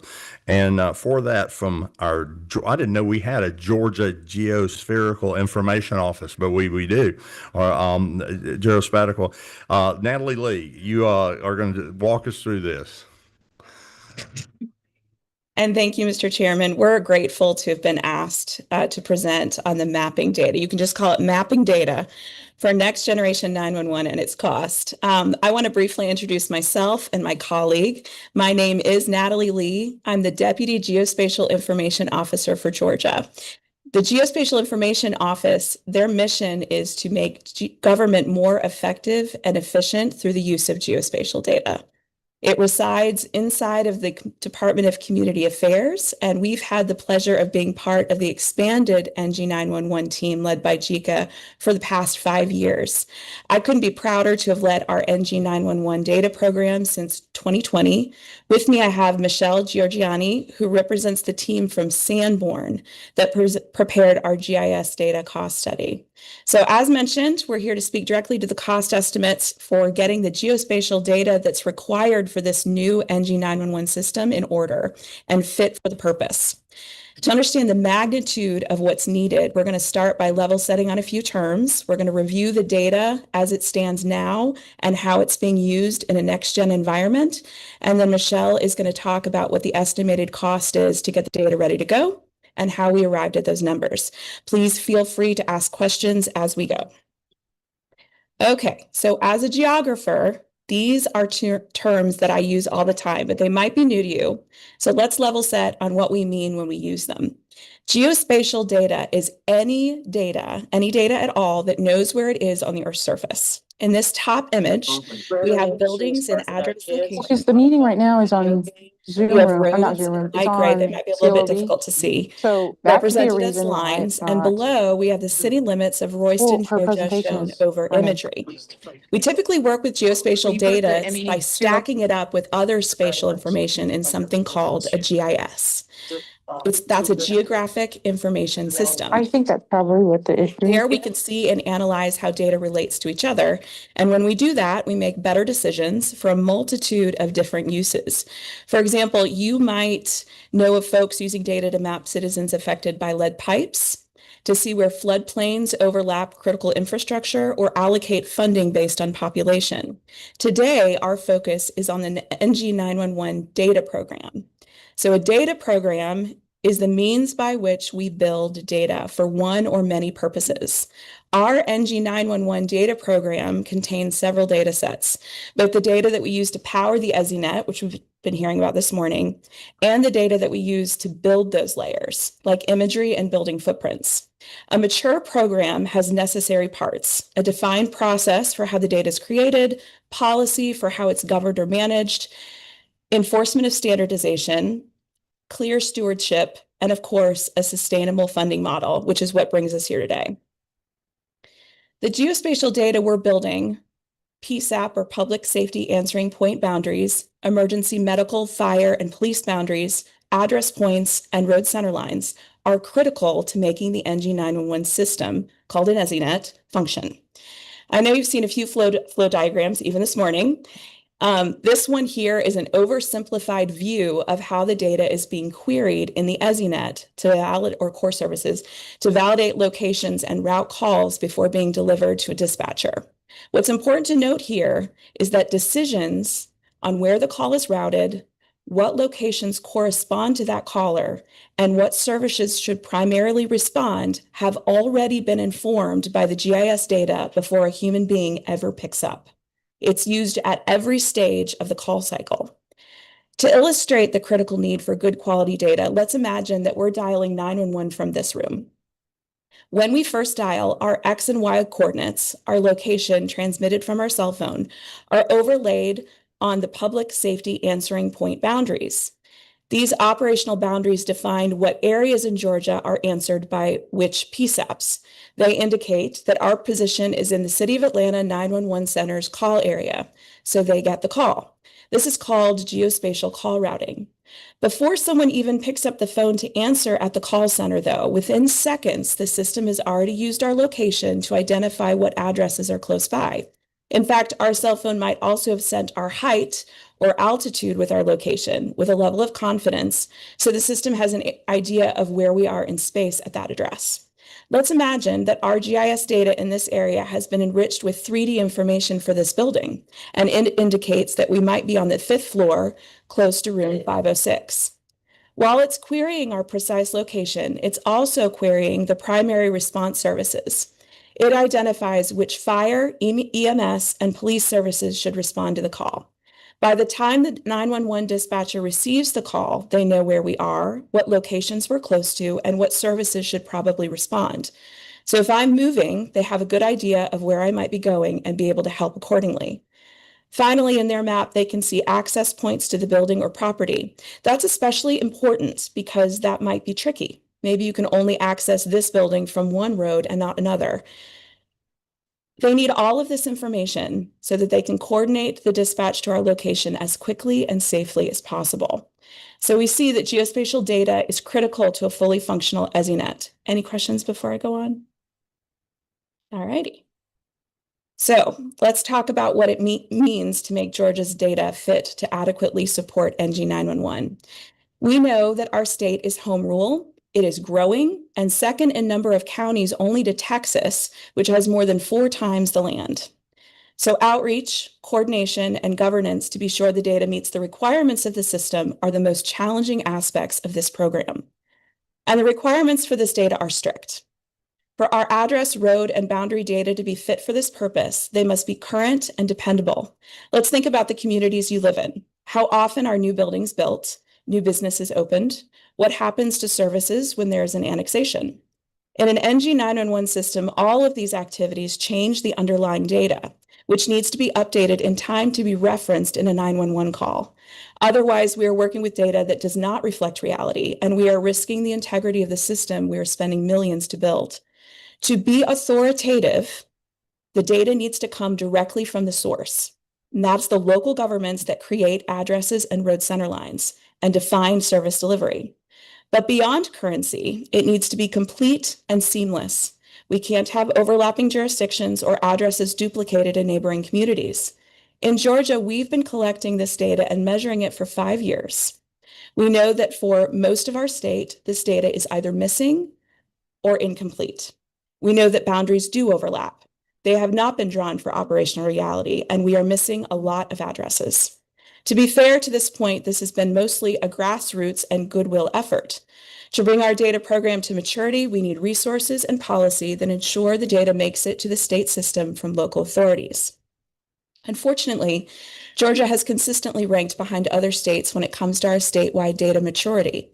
This is a map of the 2023 National States Geographic Information Council's overall grade for states in geospatial maturity. We were ranked a C-, far behind our neighbors in North Carolina, South Carolina, Tennessee, and Alabama. This is in large part to our lack of state-level coordination and adoption of programs for the data sets needed by NG 911. This is a picture of where we are right now. Since 2020, we've been building the scaffolding or the framework of our data program. We've built a secure environment that houses our tools that validate and aggregate data, authored standards based on NENA but tailored to Georgia's needs, designed the process for local governments and private partners who serve them to submit their data, identify issues, measure readiness, and build out those state data sets. And while we've made progress, due in large part to a heavy focus on outreach and education, on the screen here, you can see we have a long way to go. This map shows the overall or combined readiness for all 6 of the data sets that we've been discussing. I want to point out here that this is not a county or a PSAP map. The polygons represent entities that have identified themselves as data provisioners. Those are entities that could be a PSAP, even a regional one like Middle Flint, there in the mid-left of the state. A county, it could be a city or even a university. Any entity that claims to be the authority for the data within a certain area is considered a provisioner, and their data is measured individually for conformance to the standard we need when they upload their data. We measure readiness automatically, happens every night, as they perform those uploads, and this snapshot is automatically generated every night. And there's a dashboard you can actually go to on our webpage to look at it every night. Areas in gray have no data at all, while those participating are 50% ready or less. That's largely because of data and resource inequality. Some jurisdictions have GIS data. They're using it for tax assessment, for road management, for economic development, even trash collection. But many, especially those in rural Georgia, don't have it at all, or they are just starting out. To be clear, the majority of local governments would like to have this data, as it will be immensely valuable to them in providing more efficient services to their constituents, even beyond 911. They just can't afford it right now. You might wonder why we aren't further along in places where we do have this data. That has a lot to do with making the data fit for purpose. What we mean by that is while it might be serving a local purpose, like tax assessment maybe, it might need some adjustments to be appropriate for NG 911 to answer the same questions. And even in our most advanced communities, they don't always have the ability to prioritize these updates. But one of our biggest challenges across the board is our boundaries. Remember that to be able to route calls, we need service boundaries, beginning with the PSAP boundaries. You heard from North Carolina a few weeks ago about having folks clear across the state answer 911 calls for Western North Carolina during Helene. To get to where we can do that, all the data has to agree and be standardized so that no matter where you are, you're looking at it the same way and you can be confident that it reflects the ground. There are some elements of boundaries that make them a bit more complex than addresses and road center lines to maintain to the NG 911 standard. They have to be seamless. The EZNet cannot accept overlaps, gaps in coverage. It must properly reflect who should answer the call on every corner of land in Georgia, not just talking about buildings here. We need every park, every field, every trail, every empty lot to be appropriately assigned to the entities that serve them. To try to illustrate how difficult it is to keep all of this in sync, I've drawn an oversimplified PSAP showing all of its neighbors. If this were your PSAP area, you can see that with 6 shared boundaries with 6 other polygons representing jurisdictions, there are a lot of folks to keep on the same page. You and your neighbors must agree on your shared boundary line and match up perfectly, which is nearly impossible if you aren't working in the same system, and Georgia local governments seldom are. Anytime that boundary needs to move, it affects not just your data, but your neighbors too. The reference data to date has not been helpful in solving questions of jurisdiction. In Georgia, there is no surveyed legal boundary for our cities and counties at the state scale. We only have census boundaries, which are not a good representation of jurisdiction, or in some cases, local boundaries, which are not edge matched with neighbors. Now, we will not solve that issue here. Instead, we are focused on identifying the operational boundary, or the boundary that represents how the call is answered and dispatched. For most of our state, this information is in people's heads and not in a data set. Reconciliation of boundaries then involves getting non-GIS people like fire chiefs, 911 directors, sheriffs, and EMS into a room together and ask them to tell us, looking at the map for context, where the jurisdiction extends. It should be noted that once built, this data is incredibly powerful for them. A few weeks ago, we heard from someone who was a fire chief for many years in North Georgia. He said that when they began yearly reviewing this data for their jurisdictional map with context, it was a game changer for them because they could look at it every year and determine where changes might be needed due to change or growth in the community. A common operating picture is powerful for optimizing local service strategies. It can be difficult to conceive of the amount of work that needs to be done to define operational boundaries, so it helps to show some examples of where the operational reality is not represented by the existing boundary. Remember that our starting points for PSAP boundaries are largely just the census county boundaries. Right now, even though those boundaries are in use to some extent by service providers like AT&T, T-Mobile, and Verizon, local governments have overwhelmingly not validated those boundaries in the context of imagery and existing data, which is why you see some of the issues here. They will from time to time be asked to review their data by those service providers, but a wholesale review of them with context has never happened. These are just 3 examples of the issues we see. In A, you might notice that a house is being split in half, which means that on one side of the house, you'd get one PSAP and you get a different on the other side. In B, we have land on one side of the river being answered by a PSAP without a way to dispatch quickly to it. In reality, that jurisdiction probably doesn't answer across the river, but the existing boundary, because it's the county boundary, doesn't match up with the ground. Finally, in C, we have an example of access to a home, really long driveway being in one PSAP while the house and the address point are in another. To properly route calls and deploy 911, NG 911, we need to resolve issues like these and others. And like I said before, doing this takes a tremendous amount of time to coordinate, significant participation by non-GIS staff, 911 directors, fire chiefs, sheriffs, chiefs of police, people that know their jurisdictions. The sheer number of boundaries we have, combined with the variation in technical resources, make the boundary reconciliation in Georgia more complicated and thus more expensive. For that reason, this cost proposal assumes a shared responsibility model for maintenance of these boundaries, meaning that the state will house the boundaries, moving them with input from local governments when they need revisions, whether those revisions are part of a yearly review or due to an annexation or mutual aid change. Generally speaking, local governments will create data and the state provides the process and system by which that data is aggregated into a statewide data set for the EZNet.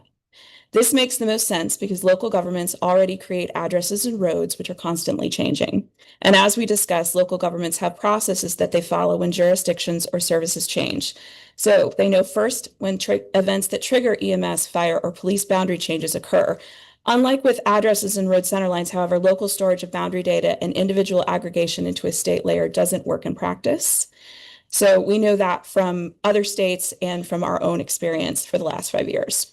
As mentioned, this cost assumes that we will build boundaries together the first time and then create a process to receive notification by local governments of needed changes and make it on their behalf, thus removing the need for them to manage GIS data themselves. This is part of the process of data aggregation that is outreach and communication intense for our state. We'll need to constantly be communicating back to local governments and monitor their updates to be sure that they stay current, which brings us to our state responsibilities. The state is responsible for making it possible for local governments to build consistent and standardized data. This starts with a dependable process and secure system for everyone, and the common operating picture that they need, which is the same aerial imagery and building footprints every year so that everyone is drawing those boundaries and addresses and roads with the same view of the earth. We provide the means by which they measure their readiness and their compatibility with their neighbors. We ensure that any data that's passed into use for NG911 is fit for that purpose. And this standardized, repeatable process is the same one that we've been using for the last 3 years. Expanding it to a fully fledged program does require staff and good policy to ensure that we can meet the demand of this ever-changing data. So finally, the task for us today is to tell you what it costs to do the work. My hope is that at this point, you understand the requirements and nuances that have informed the cost that you're going to see in a moment with Michelle. Our NG911 program and so our cost study have the following components. Government staff and operations are the people that maintain the system and do the work at the state and local level. Private partners are the folks that mitigate the data to get it into maintenance mode. They're the experts that help clean up data and formulate processes for locals to keep it current. We must, of course, maintain our robust tech stack. This is the secure space and systems we have to make the system run and remain dependable. And finally, imagery and base data are the components of that common operating picture that we all need to build the data seamlessly from border to border. But it also ensures that we're keeping it current. One of the things we worry about is building this data and then it falling out of date because it's under-supported or not prioritized. So having regular access to fresh imagery and buildings will tell us what structures have been built and what land has been cleared into the future. That provides confidence that our data is current and that we aren't missing things, a feedback loop that's critical for governance. So now there are no questions. We'll look at the numbers and I'll pass it along to Michelle. Well, here we go. Let's go. Yeah, this is a bit of a technical question, because I know up in the area I live, the cities tend to have a road being a boundary. Okay, so if you're north of the road, you're in Alfred. If you're south of the road, you're in Roswell. I'm just picking up a thing, which makes good sense if you, hey, which city am I in? But it doesn't make really good sense if you're responding, because now both Roswell and Alfreda have to run a fire truck down that road, right? Depending on which side of the road they come. But if you go the other way for 911, you said, okay, everything that's accessed off this road is going to be served by this thing, then your boundary is really weird because it's the back of a subdivision or the back of a property. So my question is this is, will we or might we, as things get smarter over time and people do mutual aid agreement, so would there be a layer in the GIS system that takes into account county and city boundaries and all that sort of stuff, but then takes that as the base and then says, but they have a mutual aid, so the quickest way to, this is in the city of Alpharetta, but the quickest way to service those people in a health emergency and fire emergency is to dispatch from Roswell, because and they have a mutual aid agreement. So is that what we're looking at, to not only take the GIS data that exists or may exist available to us today, but then as time goes by to augment that with best practices to help the folks? That's exactly right. And we did boundary reconciliation workshops where we built a playbook of how to do this.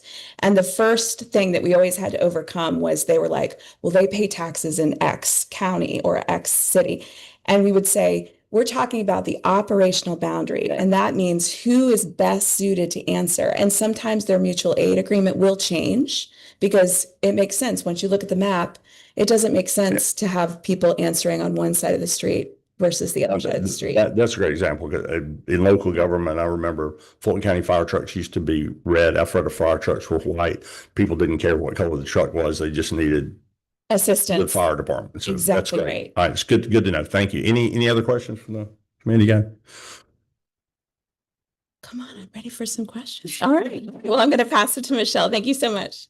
Okay.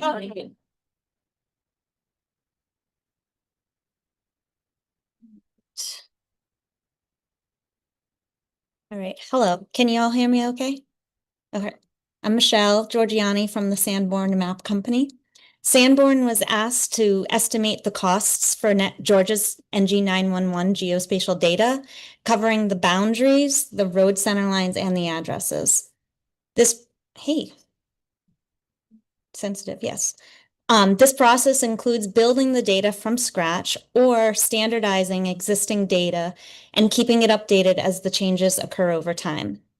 Georgia's NG 911 data build and maintenance will rely on local governments supplying complete and accurate data and the state validating, maintaining, come on, I'm not touching anything, and the state validating, maintaining, and supporting these efforts statewide. All right, now we can go to the slide.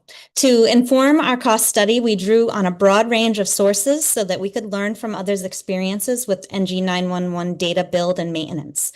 We used telephone interviews, emails, online research of local, state, federal, and commercial websites, and professional geospatial web forums, white papers, and webinars. Primary data providers were queried for their experiences, for their work rates, timelines, and costs, which provided useful parameters for our cost estimation algorithms. We spoke with peer states directly and by email, learning from their experiences with timelines, costs, and integrating authoritative local data into statewide data sets. They also shared their best practices for statewide base maps and explained how NG 911 geospatial data benefits government and the public beyond just NG 911. National and Georgia vendors were contacted by email for rough cost estimates to support our calculations for local government GIS data build and maintenance. Some of Georgia's regional commissions who act as contractors handling NG 911 geospatial data for local governments were also included in these queries. Professional forums contain discussions of what has worked and not worked in NG 911 data creation and maintenance, as well as skill levels and labor costs and methods for calculating cost estimates. NSGIC, the National States Geographic Information Council, for instance, adopted a workbook that was created by Wisconsin as a NextGen 911 cost estimation tool. We use this workbook to create a comprehensive estimate as part of our work. There was no single source or existing model that we reviewed that was a perfect fit for calculating exactly Georgia's cost estimation. Consequently, the Georgia cost estimation is built by drawing upon all the types of sources that were used as shown here. The next slide is going to detail how these sources were used as part of our estimation process. And don't worry, we're not going to go through this in extreme detail. Generally, the diagram shows how the different sources were used to create cost estimation parameters, how those parameters were used in the calculations, and how the calculations for building the data were combined for an overall cost estimate. The top box shows that the estimation process for addresses and road center lines. And the estimation process for the base map data is included in this box as well, though base map data are used throughout the NG 911 effort. The bottom box shows the estimation process for emergency services and the PSAP boundaries. The state's costs are shown in the small circle between the two boxes, since the GIO coordinates and supports the whole data build and maintenance effort.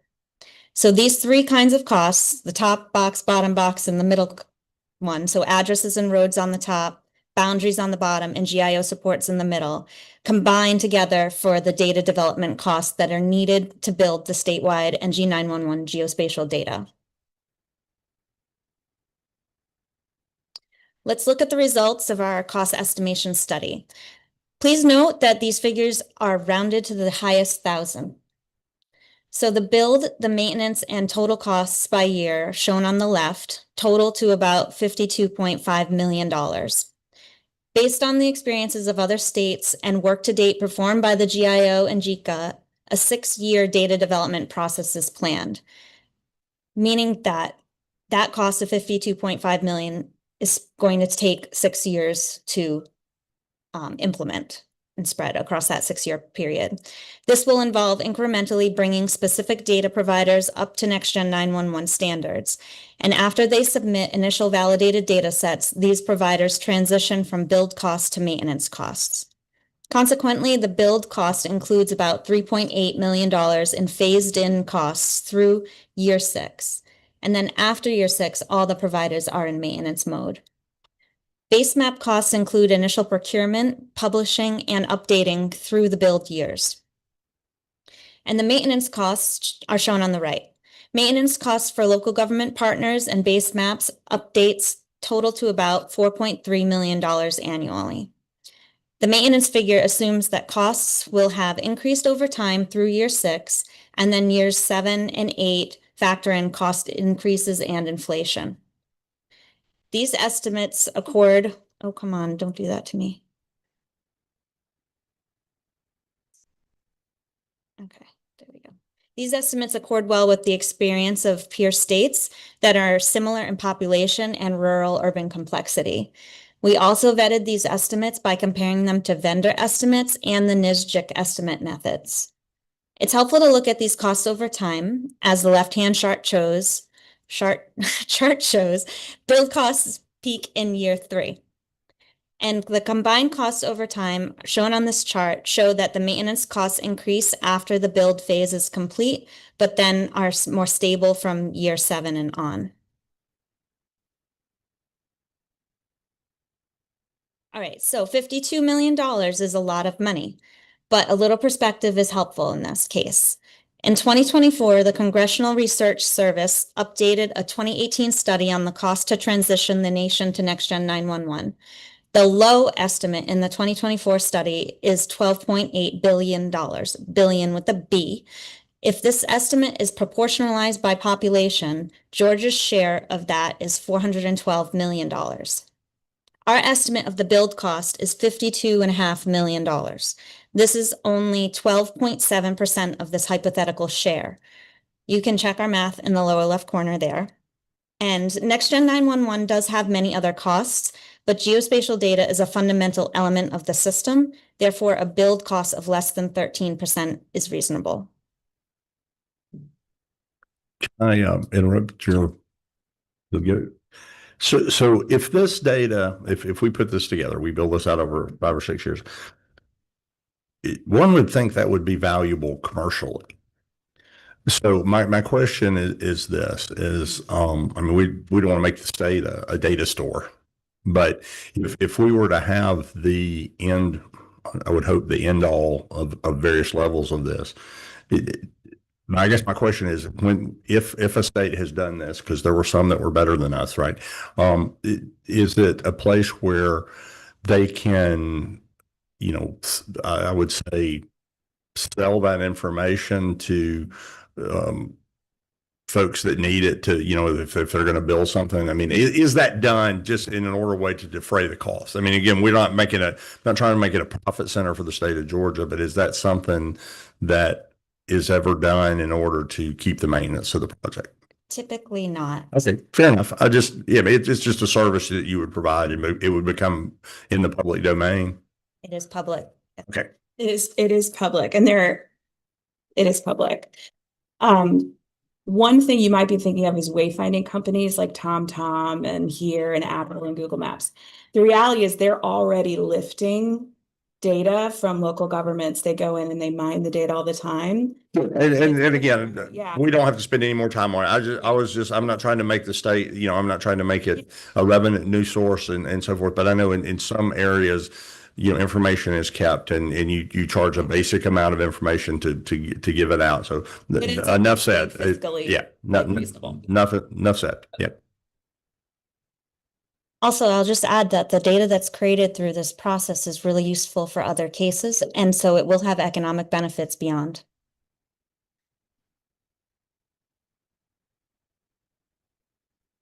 All right, so where do all these costs come from? Well, Natalie already mentioned that Georgia's geospatial inputs to NextGen 911 are a shared responsibility. This slide shows the steps involved in building or maintaining the 4 different kinds of data sets: the addresses, the road center lines, the emergency service boundaries, and the PSAP boundaries, all based on best practices. The local government responsibilities are shown in orange, and the state, meaning GIO and JICA, responsibilities are in green.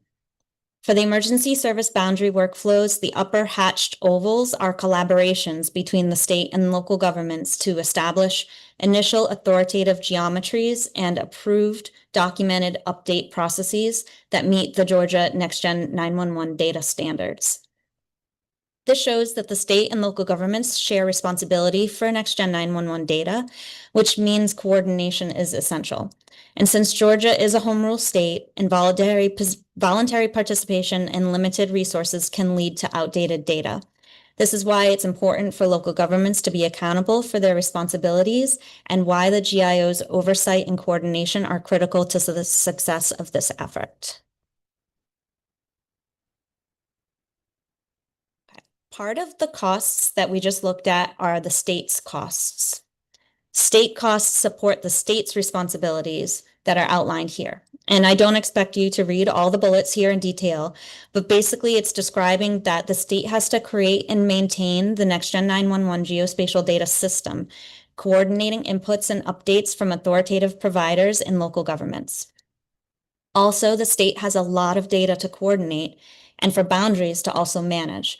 For perspective, we estimate there are more than 7 million addresses, over 2.4 million road centerline segments, 434 PSAP boundary segments, totaling over 6,700 miles. The annual state costs include staffing and support for the IT infrastructure needed by the geospatial component of NextGen 911.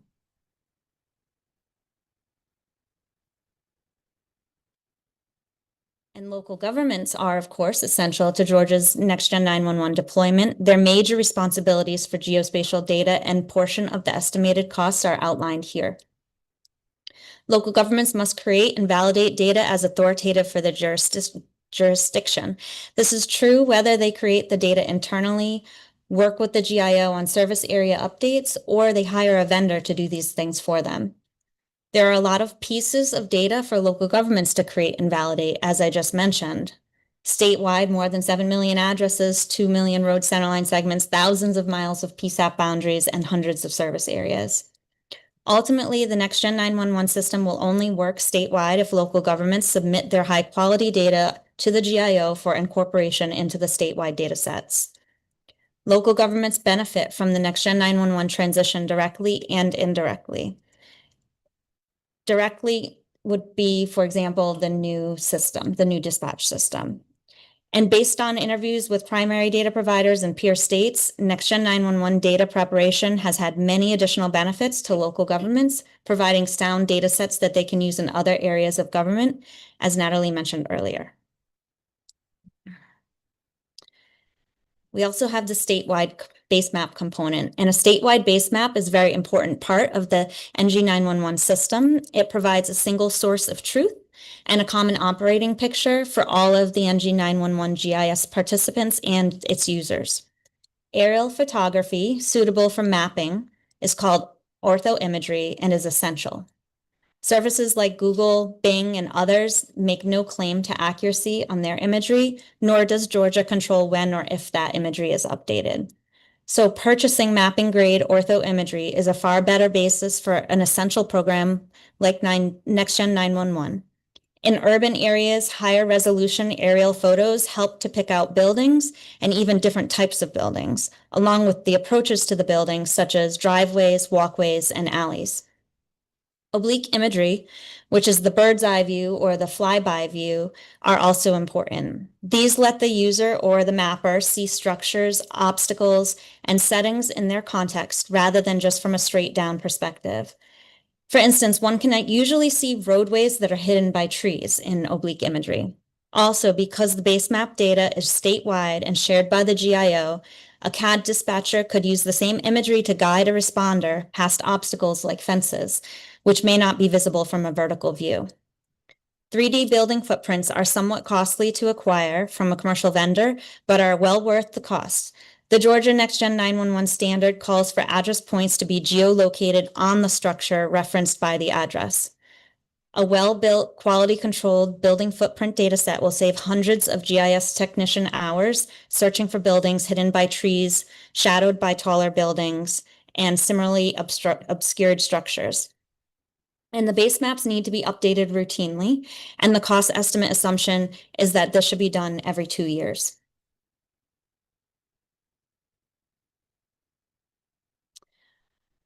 And that concludes our presentation. So I wanted to bring up this program cost estimate slide once again and open it up for any questions.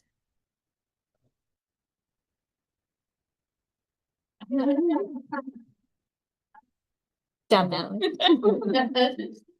Lady knows her university politics, I suppose. Are there questions for the presentation? Now, are we going to have Mr. Lanford later on, or is he able to? Okay, so any further questions? Yes, sir. What number are you down there, Chairman Parsons? 24. Yes, sir. Madam Chairman, I appreciate you letting me even sit in on the meeting today, and appreciate you letting me ask a question. I just want to clarify for this local government responsibilities based on your slide here, 32 million, is that what your estimate would be? I mean, is that correct? It's on, Yeah. I don't know what number it is. It's on the slide here. It's too small. The cost I'm talking about for the local government responsibilities, 32 million, right at that anyway. Oh, that's not the right side. That's And I think you said that probably, well, among the ways it could be done would be with vendors. Is that Yes. correct? Yes, they could choose to hire vendors, but our estimate conservatively estimated for the assumption that they do it themselves. Because it's a home rule state, they don't have to hire a vendor and they can do it themselves if they want to. So our estimate is based on the labor costs to do that. Okay. Or they could hire regional commissions. So I'm just trying to understand the way this is broken down between local government responsibilities and state. I mean, I'm sure it's the way it is good. This makes sense, I guess, but where did this come from? Where did this breakdown actually come from? It comes from the logic of who has to do what. So-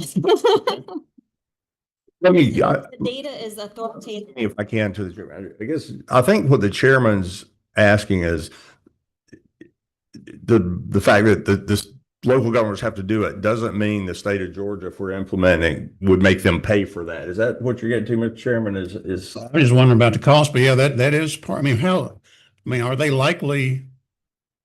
They wouldn't have to do it. So, I mean, which is a very important part of it, obviously. I mean, I understand the presentation is a very important part of it, but how likely would it be for some of these counties that have a hard time keeping their sidewalks paved to even do that? In order for the NextGen 911 system to operate, this GIS data is required. The GIS data comes from local governments. They are the authority that creates it.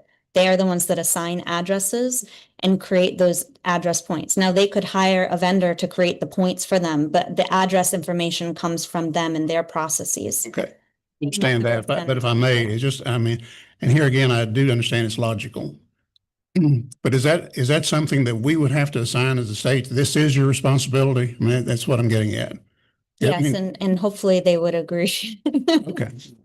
Thank you. I appreciate it. that's good. Thank you, Chairman Parson. I think that's good. So this is just, the data would have to come from them. And again, if we were in a situation where we needed this for next Gen 911, that's a discussion and a policy discussion to have along with our local folks as to how, does some of the 911 fee pay for this? Is that sort of thing to do it? So we're not, I take Chairman Parsons, at his word on the point there of it's best coming from them, but it's not going to just come down as a big badge unfunded mandate down from the state, but that's fair enough.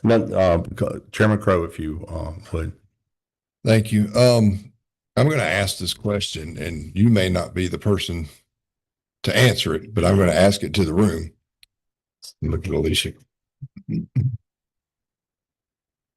The, so the state costs initially over 6 years would be about $16.5 million, it looks like, and then 32 for the locals. And that's over a 6-year build out period estimated, right? So that's not per year, that's total. So that would be about, not great at math. That'd be about a little over $5 million a year for each of the local governments averaged out over 6 years or total, right? Now, that local, is that broke? That's for all of the PSAPs, the map we saw earlier, right? Not per county. That's the local cost made up of all 156 centers. Is that right? All the data providers. Okay. Sure. The entities that create those 156 centers. Is any of that cost, was any of that included in the earlier numbers we saw? Perfect. Okay. Well, that was added to the room, and Mr. Chairman, it was answered without you saying it was okay, but I need it. So I'm gonna have the jury disregard. No, I'm just kidding. I have a question from Chairman Camp online. She asked me to ask for it. The question, she has actually three. How much of the state is already at the level we need? And maybe none of it is completely at the level we need, but we don't really have a proportion. I think you had a map that was a color coded. But that'll help us get back to there. So that was her first question, and then it's primarily the metro areas that have more up-to-date information. That's a fair statement. That was Chairman Camp's question. That are some leading you'd be counties in the rural areas. It's just there are some people that have done it and some people have not. Yeah, that's exactly true. And you can see, like, I mean, Newton County is a growing community. They're really ahead. They hired someone to help them do it. Some of what you'll see, like, obviously, like Alpharetta is in here. Alpharetta already has an EZNet, right? So for things like that, they've got their own data and their own way of doing things. And they did it before we had a statewide standard. So they might not right now have the incentive to upload their data to our system and keep it up to date. They'll work with us. Oh, for sure. For sure. Good folks at it. And then the last question is, do you have the 52.5 million broken down by county? And you probably. I think we could probably end up deriving it, but it was definitely based on like population, number of addresses, assumptions, number of road segments. We did. We can get that information for you. We don't have it in here, but we can get that for you. Fair enough. And if I could, just from the chair and from, not speaking for the committee members or anybody in the House or the leadership in the House, this is something that is an expense that exists for us to build Next Gen 911 for the folks. Okay. This is not trying to I don't want anybody to leave here today saying that we're trying to put this on a county, as the chairman said, that has trouble keeping up with its public infrastructure. This is something we're taking into account. If we're going to Next Gen 911, this is a piece. And this committee's job is how do we fund that with our current fee and or additional revenue sources that can come and say. So I don't want any of our local partners to hear this and think we're, breaking their budgets. It comes from the folks. It's 911 fees, it's local tax dollars, it's state revenue. But if we are going to do this, these are going to be some of the costs that are going to be incurred over time. And we thank you for providing that. Are there other questions? And if not, we'll try to stay on track here and go to Mr. Lanford. Well, yeah, y'all can stay there. I'm going to try to figure out how to get him on computer audio, and off we go. All right, this is a test. Can you guys hear me? Okay, excellent. Thank you very much. Sorry for the technical difficulties a few minutes ago. Well, good afternoon, Chairman and members of the committee. I would like to take a quick second to thank you for the opportunity to speak today. My name is Brent Lanford, and I am here on behalf of the Georgia Geospatial Advisory Council, sometimes referenced as JAC, where I serve as the secretary of that body. I also serve in my full-time capacity as Chief Information Officer of the Middle Georgia Regional Commission, one of 12 regional commissions that work with local governments to strengthen Georgia's communities. Collectively, these regional commissions form the Georgia Association of Regional Commissions, otherwise known as GARC. My purpose today is to underscore the need for the funding needed to build, and more importantly, to sustain the GIS data that we've been talking about, which underpins the next generation 911.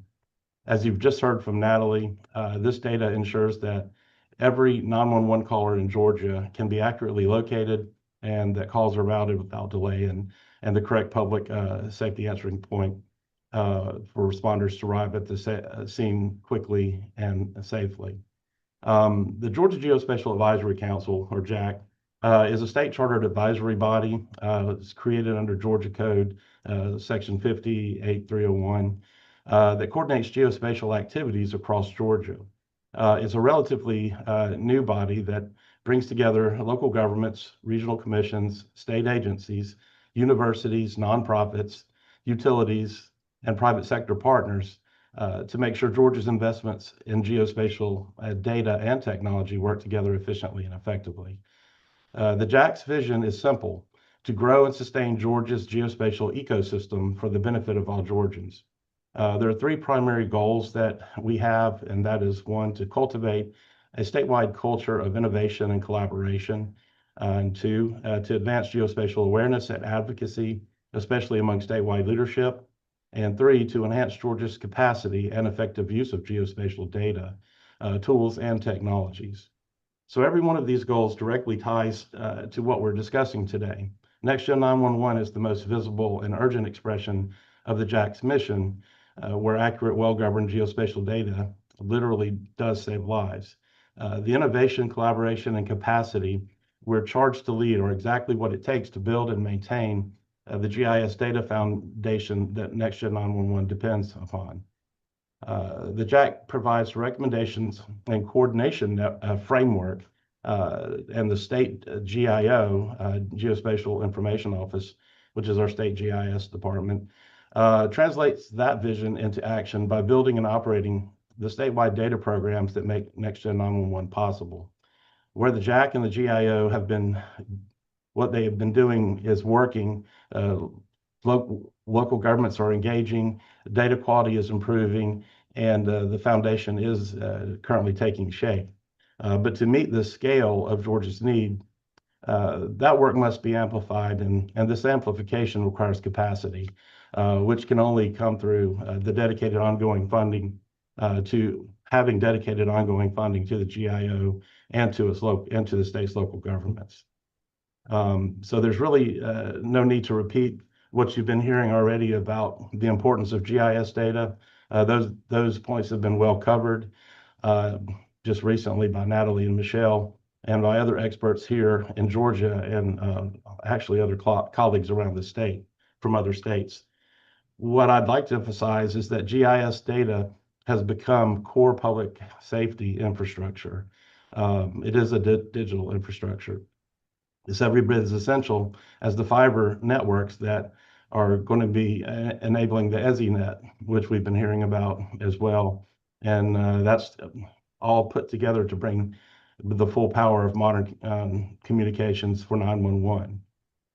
Georgia is at an important turning point in strengthening our geospatial programs.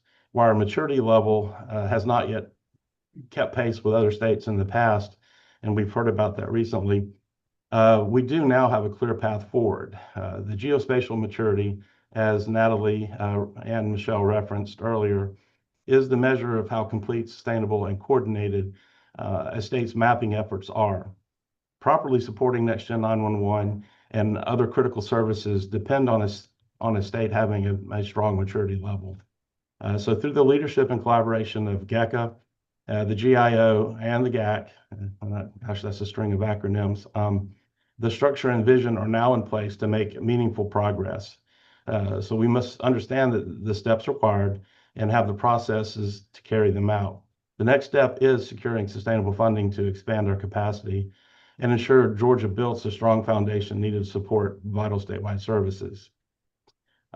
So for some of Georgia's local governments, meeting Next Gen 911 data standards will be a manageable step moving forward.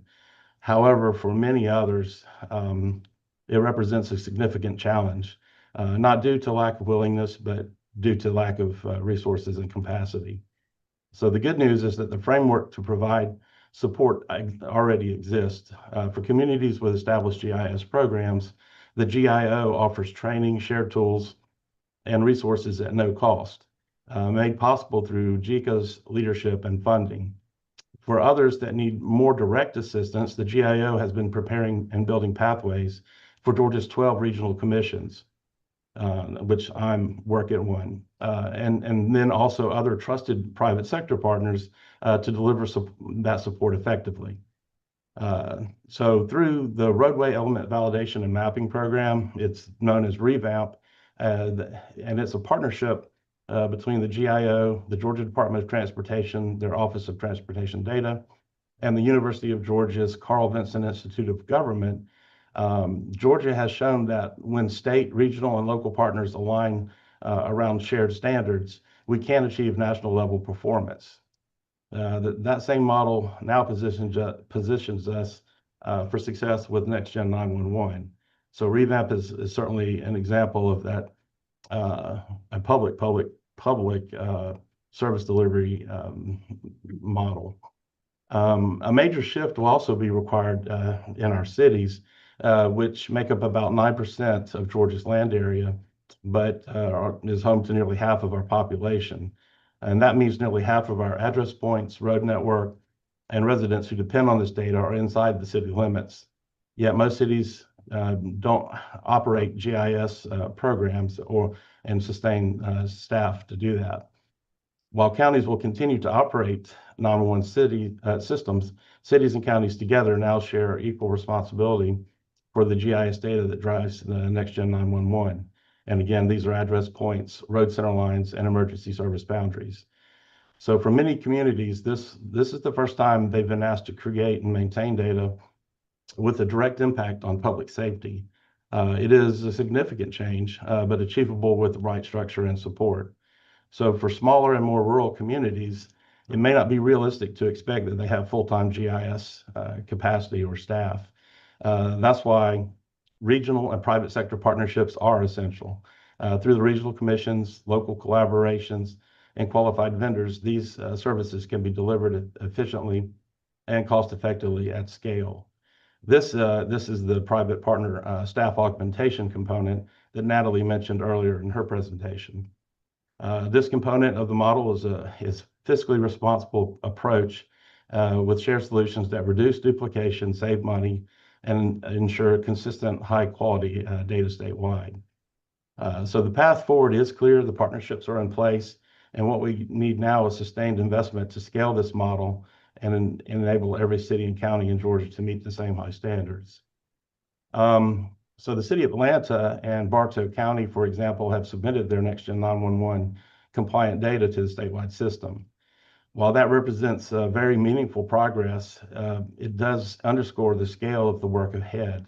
The vast majority of local governments, as we've mentioned, still need to complete this step, and the pace needs to accelerate because it's taken years to reach this point. And the timeline for preparing data ahead of the EZINet coming online is growing shorter. The EZINet, which we've all heard about several times earlier today, again, is the secure modern IP network that will carry the Next Gen 911 calls and data. EZINet will only function effectively if the underlying GIS data is ready. So some communities are close to meeting the standards, but approximately half the state's local governments haven't begun. Reaching statewide readiness will require expanded capacity at the local, regional, and state levels. And it's not just about getting the data built and submitted. Really, the greater challenge is keeping it accurate and reliable over time. Maintaining GIS data is not really a one-time effort. The roads, subdivisions, and jurisdictional boundaries that we talked about earlier change constantly, and the data must be updated to reflect those changes. So without consistent maintenance, accuracy can decline in terms of the geospatial aspect of it, and the reliability does suffer, and many programs that depend on it, everything from emergency response to broadband expansion, transportation planning, land records management, tax assessment, and economic development, to name a few. From a fiscal standpoint, maintaining shared data infrastructure is more responsible and cost-effective than allowing it to, in essence, deteriorate and then rebuilding it later. Sustained investment ensures reliability and, like I said earlier, avoids duplication and reduces long-term costs for both state and local governments. And this is really essential to why funding is necessary. So while NextGen 911 is one of the highest and best uses of this data, its value extends beyond emergency response. As Michelle from Sanborn just mentioned, the same data sets that support 911 will strengthen a broad range of areas in need of enhanced decision-making and planning. Like I said earlier, tax assessment, but specifically pre- and post-census-based programs, land use and zoning, public service, logistics and routing, disaster recovery, broadband deployment, and again, economic development, which is a broad range of initiatives. So this is not solely an investment in 911, it's an investment in more efficient government and broader public benefit. At present, JICA is the primary funder of the state's GIS infrastructure because of its connection to 911. But the benefits reach every level of government as well as the private sector.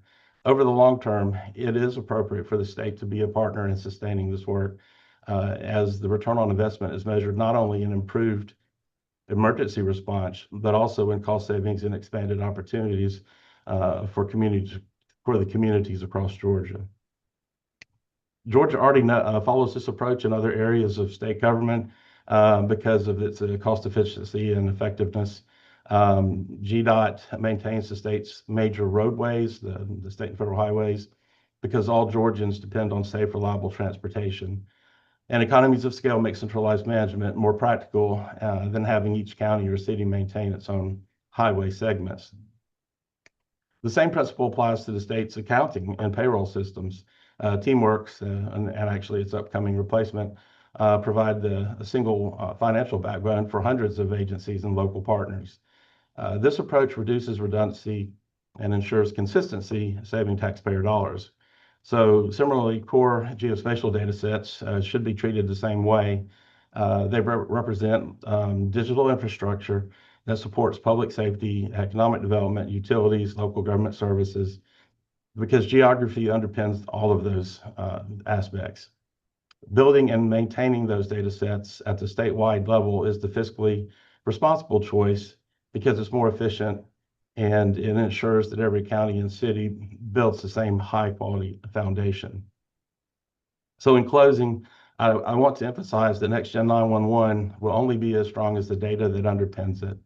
JICA and the GIO have spent the past several years preparing for NextGen 911 and ensuring that Georgia has the vision, the structure, the processes, and partnerships in place.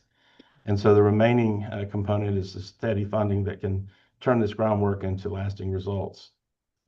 So we ask the committee to respectfully consider a dedicated recurring funding mechanism, whether it be through 911 fees or a direct state appropriation or some combination of the two to sustain this essential data infrastructure.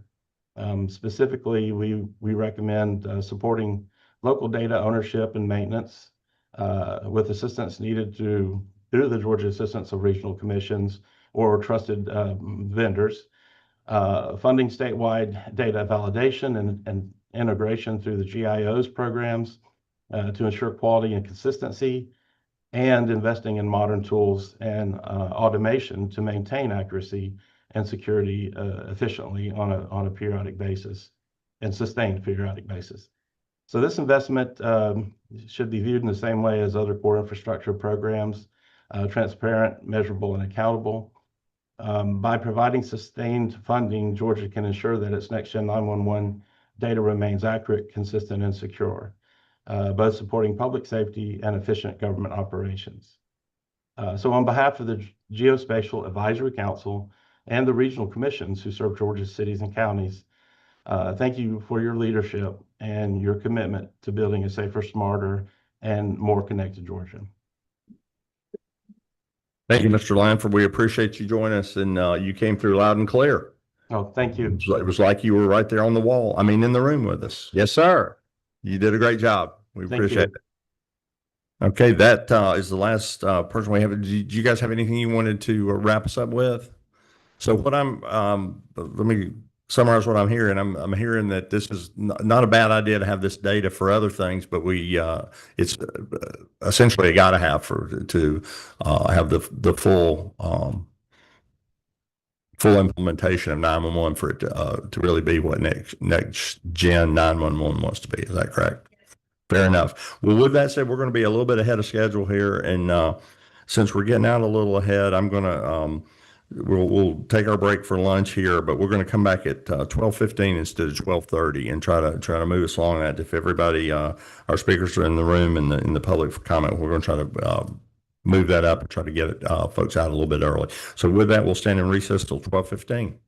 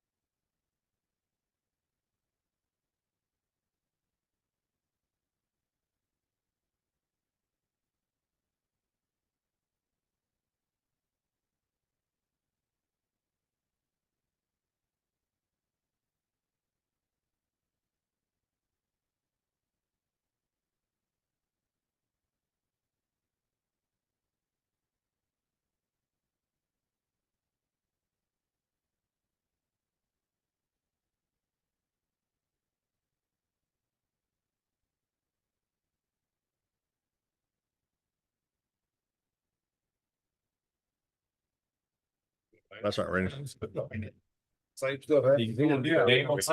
Yes, sir. Good afternoon, and here we are. We're just only a minute or two late. Note for the chair that note from the chair that Chairman Crow has decided to join us. Welcome aboard there. We can get going now. So we're going to we're going to move right along into some testimony from our 911 community. This has been really good for us over the first two meetings. So not putting any pressure on you all, but y'all got to continue the stellar remarks that we've gotten from our 911 community and doing that. Along those lines, Miss Pickney, Mr. Palmer, and Miss McCook from Chatham County, are you all here? We are present, Mr. Chairman. Okay. We're going to work on that. We're going to flip the script then while we're waiting on that. Is Miss Dunlap here? Mr. Dunlap here. Daniel, all right. Mr. Dunlap, we're going to allow you to speak in Miss Dunlap's stead this afternoon. I'm sorry.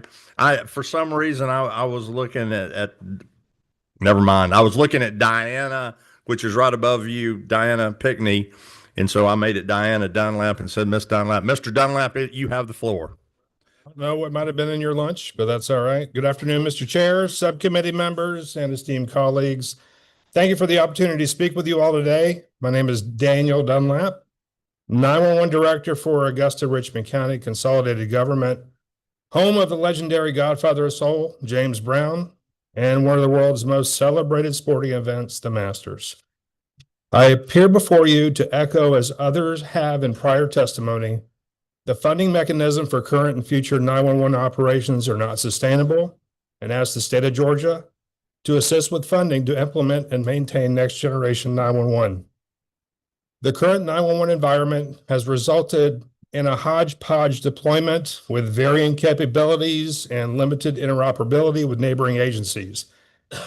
If action is not taken in a timely manner to undertake the transition to next generation 911, not only will it prolong deployment, but will also do so with higher costs the longer we wait, the greater risk of incompatibility with emerging technologies, increased cybersecurity vulnerabilities, and most critically, missed opportunities to save lives. So the discussion regarding the need for additional funding is not to create an additional surplus for counties. It's needed to make that initial implementation and to keep that maintenance and support going. You know, the subcommittee heard from testimony, was it North Carolina and Alabama? So I don't think we necessarily want to be like Crimson Tide or Tar Heels, you know, but at the same time, I know Georgia wants to be, you know, where they're at. You know, right now, NG in Georgia stands for not great. Nothing going. Whereas one of my daughters would tell me, Dad, what starts with N and ends with G? And that's nothing. That was my one joke. So let's talk about Don't quit your job as a 911. Yeah, I won't quit my job. So in Augusta, 911 fees do not completely cover the $5 million budget for E911 operations. Recently, our finance department's trying to look at 2026 and what can we do to balance the budget. We're about 20% short. So that's about 1 million for those calculating at home to support 911. So that shortfall is bridged either between our general fund for the city or between our fund balance or reserves. Really a reserve should be used for any kind of operational upgrades, capital outlays, not for operational expenses. But we're not alone in this. We've heard other testimony, to the subcommittee across the state. Directors are kind of using the same kind of methodology just to maintain. But as we all know, just like if it's in your own home, you can only tap into your savings account for so long before you have to make hard decisions. And for some agencies who have to make those decisions, that may have to be personnel cuts. So when you think about that in our line of work, losing staff isn't an HR issue, that's a public safety risk. So we recently received a quote for next generation 911 services, and it came out to about 3 times of what we're paying right now. Let me take you back a year, September 27th, 2024. You know, we've heard testimony during the subcommittee from other members of the 911 community that dodged Hurricane Helene. I guess it didn't. We got hit. So about 2 a.m. when I finally decided to go to bed, because the storm wasn't coming toward Augusta, it probably waited for me to close my eyes, and it made that shift to the right. At 5:30 that morning, I received a phone call from Mr. Murray, our next speaker, saying that they couldn't get through in Forsyth County to Augusta, just on a regular business line, to get us information that they had regarding a family that was trapped inside of a home. He wanted to know if our lines were down. Our lines weren't down, they were all tied up. All tied up from citizens calling in need. I mean, we had death, destruction, and devastation. So on a typical day in Augusta, we would answer about 500 to 700 911 calls, and we would handle another 500 to 700 inbound and outbound non-emergency calls. On that one day in a 24-hour period, our 911 center received 3,579 911 calls and handled another 4,535 administrative calls. So over 8,000 calls came into our center that day. Now, I'm not a mathematician, but those percentages are pretty high. And in Augusta, we were lucky to have the great staff we do to be able to handle those calls and emergencies without a hitch. Now, this may be a bad pun. There's another elephant in the room or around or across the aisle, respectively, regarding this POAB percentage increase. We all support public safety, but we have an urgent need for next generation 911, and that needs to be the focus. The revenue collected for 911 needs to be used for 911 and not diverted for any other cause, period. And I certainly understand the importance of the topic of these subcommittee meetings, so I'll keep it moving. And it's times like this when we need to take a step back and think about number one. And honestly, in this case, number one are the citizens. They rely on us to answer the call. With funding concerns, sometimes that involves the need to reduce staff. When you cut 911 positions at a 911 center, you're adding to response times. When there's a smaller number of people available to answer a life or death call, it takes longer. When someone dials 911 and hears a ring instead of a voice, it's not just a delay, it's a danger. And nobody wants to hear, if only help had arrived sooner, if only we had better technology, if only there were more people there to answer the phone. We don't want to live in the world of if only. We need Georgia to make sure next generation 911 is a priority and a reality and not a wish. So while I mentioned number one being the citizens, the other number one are the men and women working the 911 centers across Georgia. The work they do every day and night, 24/7, 365, they need the tools to keep the public safe. And my hat's off to all of them for what they do, the excellent work, for being the backbone for public safety. Without them, we're back to what starts with N and ends with G, nothing. So to wrap it up, there's a public expectation that 911 should always be there to answer the 911 lines immediately on the first ring and send help based on where their phone's calling from, because the assumption is that we know where citizens are calling from. The assumption is our communications officers are supposed to obtain everything a 911 caller blurts out in the first 15 seconds and not ask all these silly questions. Just send help. Assumptions are dangerous. And the assumption that 911 centers in Georgia can maintain operations with the current outdated technology and without the necessary funding to implement and maintain next generation 911, that's dangerous. So lives are on the line, and now we're calling you with our emergency because we need your help. And I'll yield my last 12 seconds back to the subcommittee. Well, if you kept it that close, I don't know, we're going to have you up here more often. No, I thank you. I do want to thank you for your comments. Again, as I mentioned at the onset of this meeting, we're focused on funding 911. Our colleagues, across the Capitol,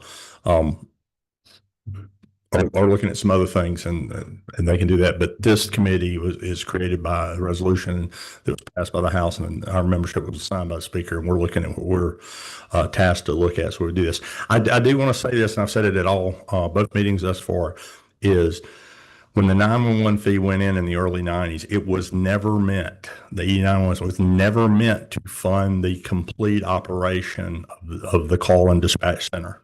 I made a very bad analogy at the last meeting and said, and I do this not relative to rural Georgia versus, the Atlanta area, but in the days when we used to watch Andy Griffin, the sheriff and Barney answered the phone when there wasn't a 911 center, right? That's the local police function before 911 was created. We're doing this to make it better. So we've had great feedback from cities and counties thus far, but absolutely, we're gonna look to upgrade this. That's what our mission is, and look for the funding to do that. But please, as you go back to your commissioners and your council members and your mayors, realize this is a partnership. These are folks. All the money comes from Georgia. It might come in via a 911 fee. It might come in with state income tax. It might come in from someplace else or ad valorem taxes. But all that money comes from Georgia, and we're going to deploy it directly to do this installation. But that may mean there's still local money, because all money is local, coming to do that. So we're going to work with that. We appreciate what you do, and look forward to your continued leadership down in Augusta. I like that thing they play there in April. It's pretty fun to watch. It's pretty nice. Thank you for coming up. You had a question here. Is that Chairman Crow? Thank you. Obviously, I'm not a fan of that thing. Oh, nice stuff. Yeah. Thanks. This is my tie. Yeah. Yeah. I've asked everybody this. I believe I've tried to be very consistent with it, and I think you already answered it, but I just wanted to make sure I understood it. So your budget for your center is $5 million, and you estimated that the 911 fees that y'all collect, or that are collected and dispersed to y'all, will cover 80% of that, That's accurate. Yes, sir. and 20% the county will have to cover. County will have to cover, or we're looking at a, mixed match between reserves covering half of it and then general fund covering half. Okay. Yeah, that's where, I don't know if you've heard any of our earlier meetings and stuff, but that's where we run into some of the discrepancies, because y'all have 80%, and that's a burden on y'all. My home county has 37% of the fees covered, 37% of their budget. Others have 34%. There was one, I believe, Southwest Georgia's 34%.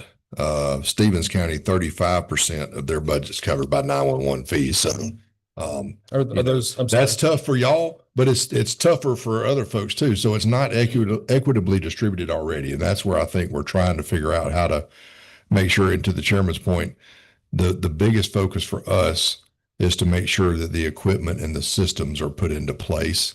But I don't want anybody to think that, I don't want to ever provide the misconception that we're going to somehow be able to put a fee in that's going to cover every single dollar of every single cost that's going to have to be borne to implement 911. That's just not going to be the way we're going to be able to do it. And I certainly agree. Now, of course, local government would say, please cover it all. That way we don't have to use any general fund toward it. Yes. Or having to use any kind of, fund balance, again, going into your savings account just to balance your budget in popular. Yeah. Well, and as the chairman mentioned, all of this money comes from the people of Georgia, one way or another. People in Georgia, citizens of Georgia, are paying for it, whether they're paying it directly to y'all through property taxes or other fees, or whether they're paying it, it's coming into state coffers through a 911 fee. All the same people are paying it. We just want to make sure that it's distributed the best way it can be, that we're getting the most bang for our buck, because like you said, the expectation is that when they call 911, they're going to get help. They're going to know where they need help and going to get it there rapidly. And that our responders are going to be safe when they're responding to these calls. So I appreciate what you do. Thank you for being here. Thank you. That concludes it. Thank you very much, sir. We're going to go back to our friends that are dialing in from Chatham County. Can you hear me? If so, you guys are recognized. You're going to have to. Can't see you yet, so we'll. Chatham County, over. We are here. I'm told. There you go. I see you. Make sure you're unmuted. Okay. Good afternoon, everyone, Mr. Chairman and members. Of the We still we don't have audio. Can you check and see if you're on mute? If you've muted your audio, do you have control of the?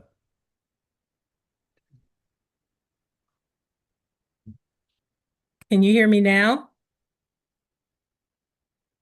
We're getting our audio. Just give us a second. Okay.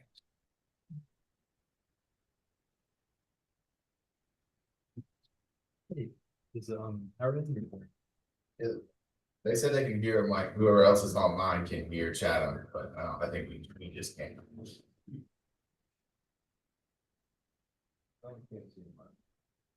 She's speaking. So would you give us a test? Can you hear me now? Yeah. This is Diane Pinckney. Hey, there you go. Okay. Yes, ma'am. All right. Well, good afternoon, everyone, Mr. Chairman and members of the committee and all of my colleagues and everyone that's present. My name is Diane Pinckney, and I serve as the Director of Chatham 911 Communication Services for the City of Savannah and Chatham County. Here with me today is Deputy Director Russ Palmer, who serves as the manager of our Technology and Training Department, and also Deputy Director Judith McCook, who oversees the 911 Center operation. We receive and dispatch emergency and non-emergency calls for services for all of Chatham County except for Tybee. They have their own PSAP. We would like to thank you all for giving us an opportunity to come today and just speak to you in support of the provision of additional funding for Next Generation 911. I'd also like to say that I agree with my colleagues and everyone else who has spoken before me in saying that there is a critical need for funding to upgrade the 911 infrastructure. As you all have already said, and I don't need to repeat that, this will enhance our call routing, better location accuracy, better situational awareness, better redundancy, and all those things that are associated with equipment needs in 911 center operation. Hurricane Helene, COVID, and other disasters that we have faced in these last few years has shown us the importance of sound public safety systems and also properly paid communications professionals. Funding must also be made available to ensure that communications officers of this generation and beyond are properly trained to operate these systems and to process the different types of information they will have access to via live videos and text messages, for example. It is one thing to have someone tell you by phone that someone has been shot at an incident location, but it's quite another to see that on a video stream. Another important part of this process we have to incorporate is funding to ensure the sound mental health of our employees as we deal with the advances in technology and all the things that we have access to in the 911 centers across the nation, not only across the state, through the advancement of 911 center or 911 technology. As for me, I have been in public safety for 40 years. I was hired in 1986 with 3 other people to civilianize the Chatham County Police Department's 911 center. It was staffed at that time by police officers. I also spent a brief period out in the field as a police officer before working in the records unit, learning how to handle criminal justice information, and then transferring from records into the 911 center. In retrospect, being in those two positions helped me to understand and relate to officer needs and field responder needs before being hired as a communications professional. This is something that many communications officers do not get to experience. That's why training is so important. During my generation as a dispatcher, we did it all. We answered the 911 and administrative calls, and then we dispatched the units. We logged the dispatch information on cards and on a dispatch log sheet, and we dispatched the units. We gave turn-by-turn instructions from a cross-reference directory, and when we started providing emergency medical dispatch instructions, we used flip cards. The field units would advise us verbally when they arrived at an incident location and when they cleared, and then we would stamp it on a card on a time clock. At that time, there was no mandate for training public safety dispatchers in Georgia, and the salaries were along the lines of a clerical worker. The turnover rate was high due to the nature of the work and low salaries. Training consists of dispatch floor training where you sat with an experienced officer who showed you how to answer the phones and dispatch the calls. My generation learned almost everything they knew from on-the-job training. That is no longer acceptable. If someone called 911, you knew exactly where they were the majority of the time because it was displayed on the screen. And even if the caller couldn't speak, you knew exactly where they were and you could send responders. Then came the cell phones where people could call you in mobile environments, where you had to triangulate the call just to get an approximate location of where they were.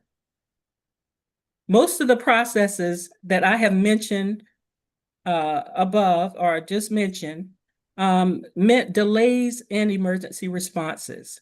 And when someone is having a heart attack or can't breathe or they're choking, that can mean their lives. While you're looking up addresses, while you're dealing with a poor address or an inaccurate address, checking locations on paper maps, determining jurisdictions, all those could be elements in someone losing their lives. In 2004, we merged with the Savannah Police Department and became Savannah Chatham Metro Police. And during that time, we implemented a CAD and emergency medical dispatch system with mapping capabilities, but 911 calls originating from cell phones still worked the best as far as locating someone on the map. We still had to triangulate that person's location or approximate location. In 2019, just before the pandemic, the 911 Center was transitioned to Chatham County government. Under our current operation, we dispatch for 17 agencies and we serve as a backup dispatch agency for all public safety agencies in our county. We have 110 employees. We utilize part-time and temporary staff also to supplement our operation. We handle approximately 600,000 calls for service yearly, with half of that being 911 calls. We service a population of approximately 308,905 people, but we have a very large tourism population. In 2023, for example, it was reported that 17 million people visited Savannah. Our neighboring agencies are Effingham County, Bryan, Liberty, and Jasper counties. There are times that we get calls that must be transferred to those agencies. We have seen an increase in our budget of approximately 33% since transitioning to the county in 2019 due to having to upgrade equipment due to operational costs and also salary increases. And I would like to mention that since we increased our salaries, we have not had as much of a turnover. We've been holding steady. Our current budget is $13.4 million, of which approximately 82% of that is allocated for salaries and benefits. 14% is allocated for technology and equipment, which kind of evens out to about $1.8 million. 1% is allocated for training. We currently collect approximately $6.8 million through 911 fees. Approximately 61% of that, of our budget, is supported by 911 funding. Immediately after the transition, we took steps to upgrade our CAD and emergency medical dispatch equipment and move those agencies that were willing to be a part of the process to a county-wide system. This has helped us tremendously. It's bettered our communication process, and we are able to give real-time situational awareness to the dispatch agencies that we support here in Chatham County. After that project was completed, we then took steps to upgrade the 911 telephone system to Next Gen 911. At this time, I'd like for Deputy Director Palmer to give you a quick overview of the upgrade and what was involved in the process and what that means not only to our agencies, but other agencies across the state as they go from transition to Next Gen 911. Thank you, Director Pinckney, and good afternoon, Mr. Chairman and members of the committee. My name is Russ Palmer, and I serve as the Director of Technology and Training at the Chatham 911 Communication Services, and have the honor to serve as the first Vice President of the Georgia NENA chapter. Thank you for the opportunity to speak, and thank you for the work the House Subcommittee has done thus far. As part of our transition to becoming a full Next Generation 911 Center earlier this year, we delivered over 400 hours of end-user training for call takers and dispatchers, not including the countless administrative hours spent designing workflows, building and stress testing our system. We also spent months updating and validating our GIS data to meet the NENA I3 standards to include address points, road center lines, and boundaries. Because as the GIO presented this morning, Next Gen 911 accuracy lives or dies on that data. That foundational work is invisible to the public, but it's every bit as critical as the software itself. Our full next generation implementation costs just under $1.3 million. That includes approximately $775,000 for the initial build out and CPE upgrade, with an additional $500,000 pre-built into the contract as we move into a new center in the future. Most of that $500,000 is additional seat licenses because we're doubling our operational capacity at the new facility. Building that growth into our original procurement avoided a second procurement cycle, minimized downtime risk, and saved money through economies of scale. The lesson is simple: plan your rollout for operational and financial efficiency. Don't try to bolt on growth later. Under our legacy 911 system, our monthly maintenance costs average about $9,500 per month. Under the Next Gen 911 on the EZNet background or platform, our recurring network costs are around $20,000 per month. That's an increase of over 110%.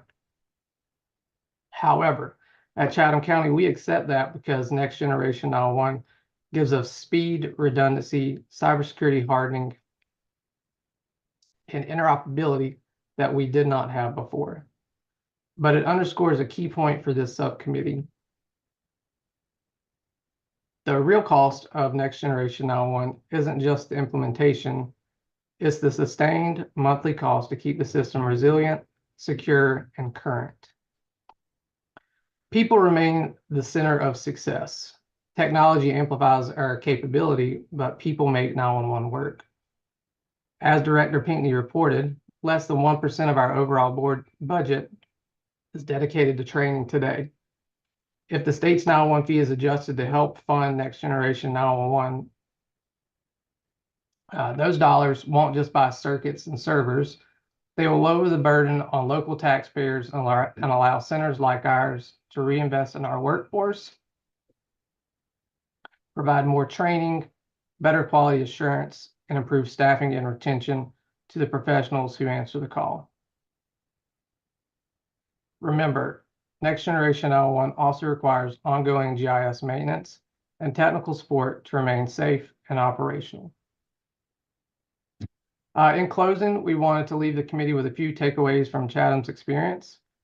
Invest upfront in training and GIS.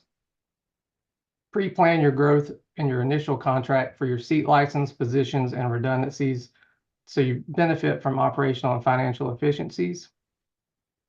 Expect higher recurring network costs on the EZNet platform and fund them intentionally because the resiliency and performance are worth it. Tie funding to people as well as platforms. High quality training, quality assurance, GIS, and technical support are not optional extras. They're core to next generation readiness. Every Georgian knows how to dial 911 in an emergency. What they may not realize is that the first voice they hear, our communications professionals, are the first responder. They are the calm and the chaos, the connection between public and help. The work of this committee gives us the opportunity to protect that lifeline by building a funding model that supports both the technology of tomorrow and the people who make it work today. And with that, I thank you for your time.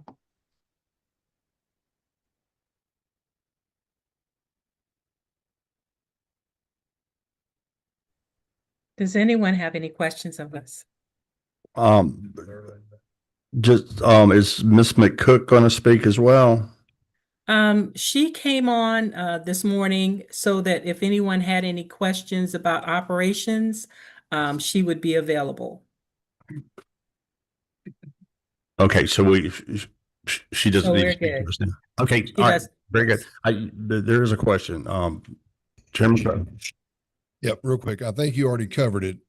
You answered it before I even got to ask it, but just to make sure 61% of your budget is covered and y'all collect 6.8 million in fees, does that make your budget about 11.1 million a year? On average, our budget for this year is 13.4 million. Okay, so 6.8 wouldn't be 61% of 13.4. What amount of, how much? That is from our 2019 to our fiscal year 2025 budget. We can share those numbers up again and verify them if you would like for us to pass them along to you. Yeah, I was just trying to make sure I'm getting an idea of what each community is able to pay for with these fees and stuff now. I think that was everything. I had a question. You said y'all bordered Jasper County, and I didn't know how to take that because Jasper County is next to me up in Middle Georgia, but apparently there's a Jasper County in South Carolina. One of my colleagues online helped me out with that. So yes, South Carolina, we cross if you cross the bridge. That helps. So thank you. Yes, sir. Geologically, He's just you can't sleep. You can't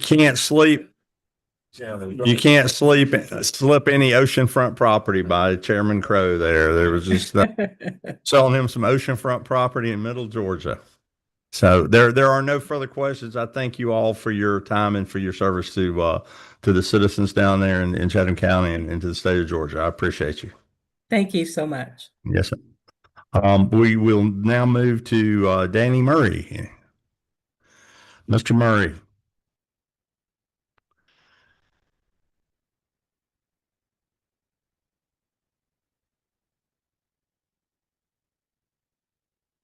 Good afternoon, Chairman Martin. Thank you and your fellow committee members for granting me the opportunity to speak today on this important subject. My name is Danny Murray. I serve the over 1,600 members of the Georgia chapter of the Association of Public Safety Communications Officials as their president. I represent telecommunicators from Hiawassee to Donaldsonville and all points in between. I've been employed with the same agency in North Georgia for over 16 years, the last 12 as training coordinator. Public safety has seen technological growth in multiple areas. Law enforcement officials have real-time crime centers, which allow officers to track suspects who have committed crimes using cameras stationed throughout patrol districts. This tool is also used in activities such as locating at-risk missing subjects who in previous years would be more difficult to find. Supervisors can now access in real-time body cameras, which can provide vital information in an officer safety situation. Automatic vehicle location GPS and vehicles and radios provide unit location. This allows telecommunicators and supervisors to know where units are always in the event something goes wrong. Fire departments also utilize AVL, as well as state-of-the-art thermal imaging cameras to locate hotspots and fires inside walls and confined spaces in buildings. Firefighters have also seen updates to their breathing apparatuses to include Bluetooth capability to connect to their portable radio for a clearer line of communication back to their dispatchers, so they don't sound like Charlie Brown's teacher. 911 centers have also seen upgrades to include radio software and computer-aided dispatch improvements. The issue before us today, however, is the call. The response to the vast majority of emergencies begins with a single call to an emergency communications center. Make no mistake, 911 centers are the tip of the public safety spear. We are the first line. That first line currently is dependent upon copper lines and 20th century technology that has changed very little now 25 years into the 21st century as the base of the legacy 911 phone system. As you all have been informed in previous sessions, phone companies are not performing upgrades to legacy systems. We have reached a point in the aging process that is becoming more difficult, in some cases impossible, to find parts for these aging systems. Many, if not most, communication centers are operating on telephone lines slightly more advanced than the copper lines our parents and grandparents used. It is past time for an upgrade to take place. Thank you to Ms. Wright and Ms. Ramsey with JICA for providing me with this statistic. Currently, of the 156 ECCs located in the state of Georgia, only 19 have transitioned to or are in the process of transitioning to next generation 911 technology. If you look deeper into this number, using an overlay of the map of Georgia, 7 of those ECCs who are in this process or who have upgraded to next generation 911 technology are south of the Atlanta metro area. 7.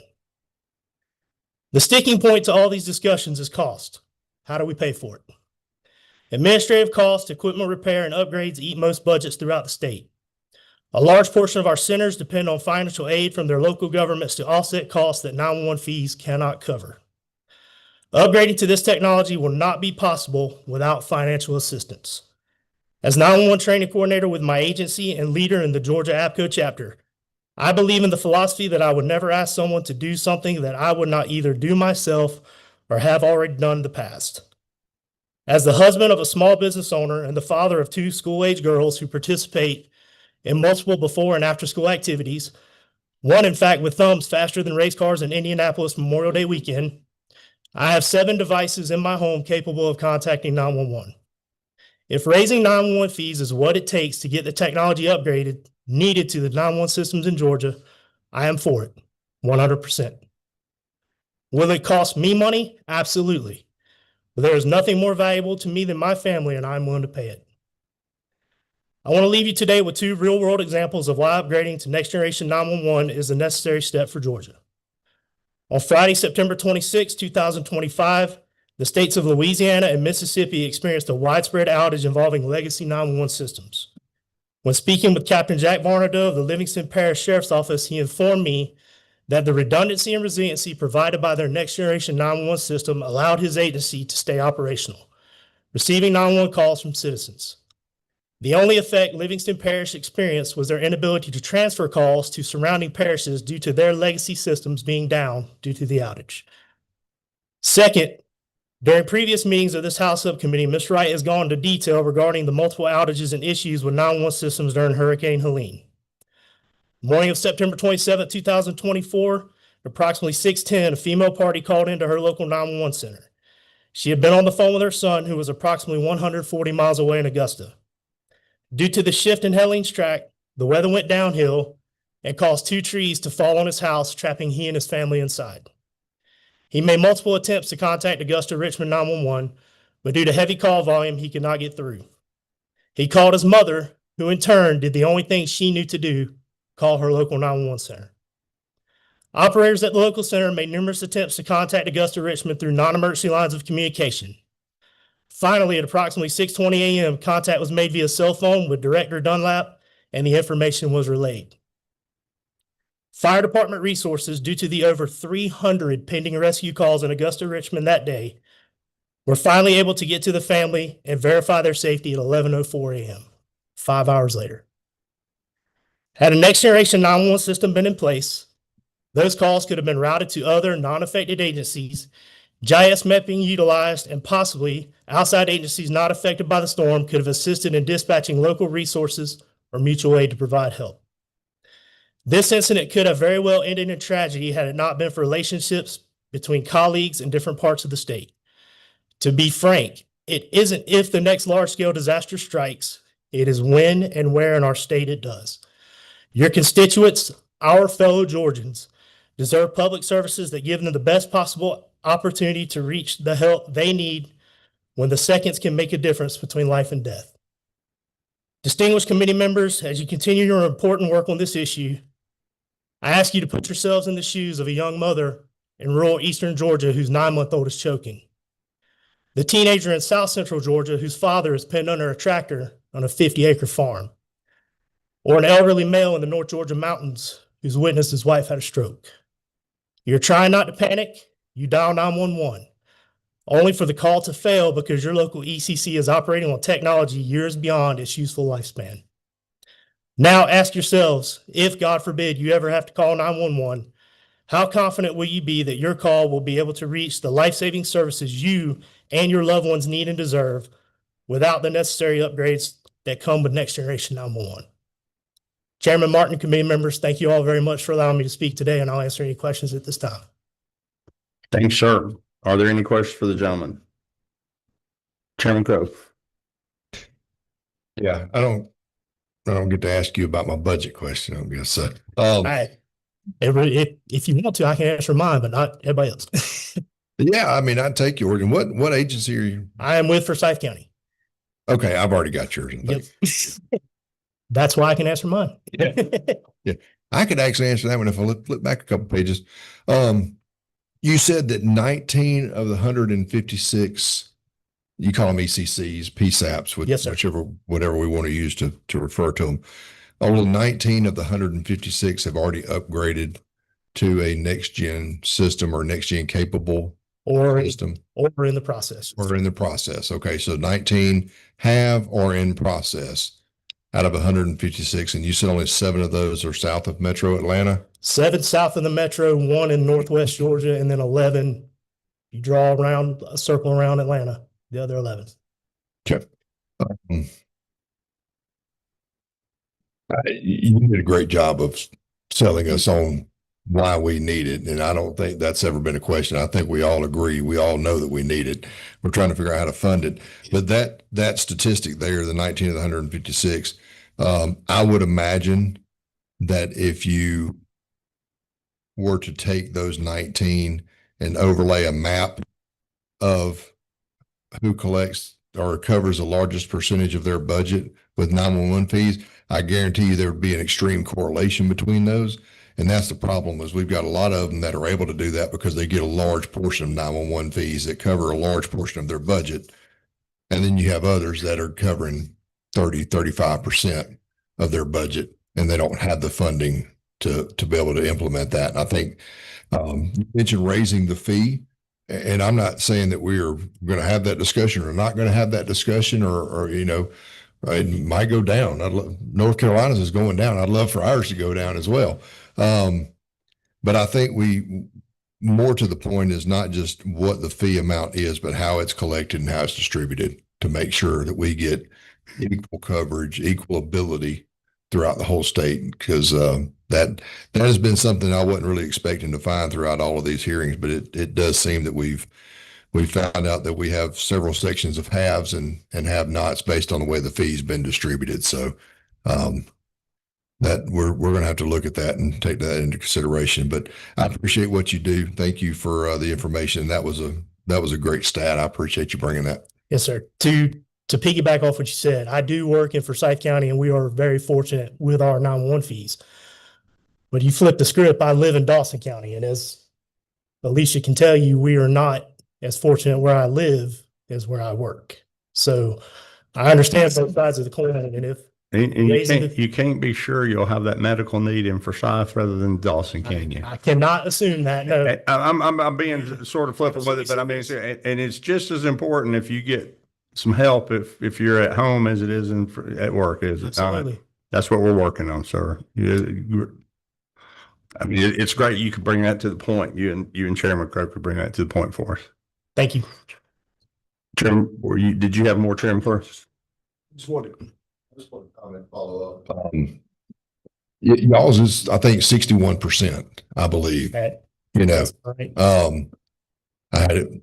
Nope, y'all are 80%. Yes. Yeah. So, and I'm not, look, Henry County, where I worked, where I policed at for the majority of my career, they cover 100% of their budget. I'm not mad at them. I wish everybody could do that, but you know, that's, they have that same capability. So I'm not trying to penalize or, you know, say there's anything wrong with that, but you are right. If I leave Henry County, where my office is, where my company is located, drive to my home in Butts County, where they're only able to cover 37% of the budget with 911 fees, we don't have the same level of service. Fantastic people working in both of them, people who really care and are really dedicated. They don't have the same technological abilities to provide services to me when I cross that county line. And that's where I think we've got to try to level that playing field a little bit. You're no less important in Butts County than you are in Henry County.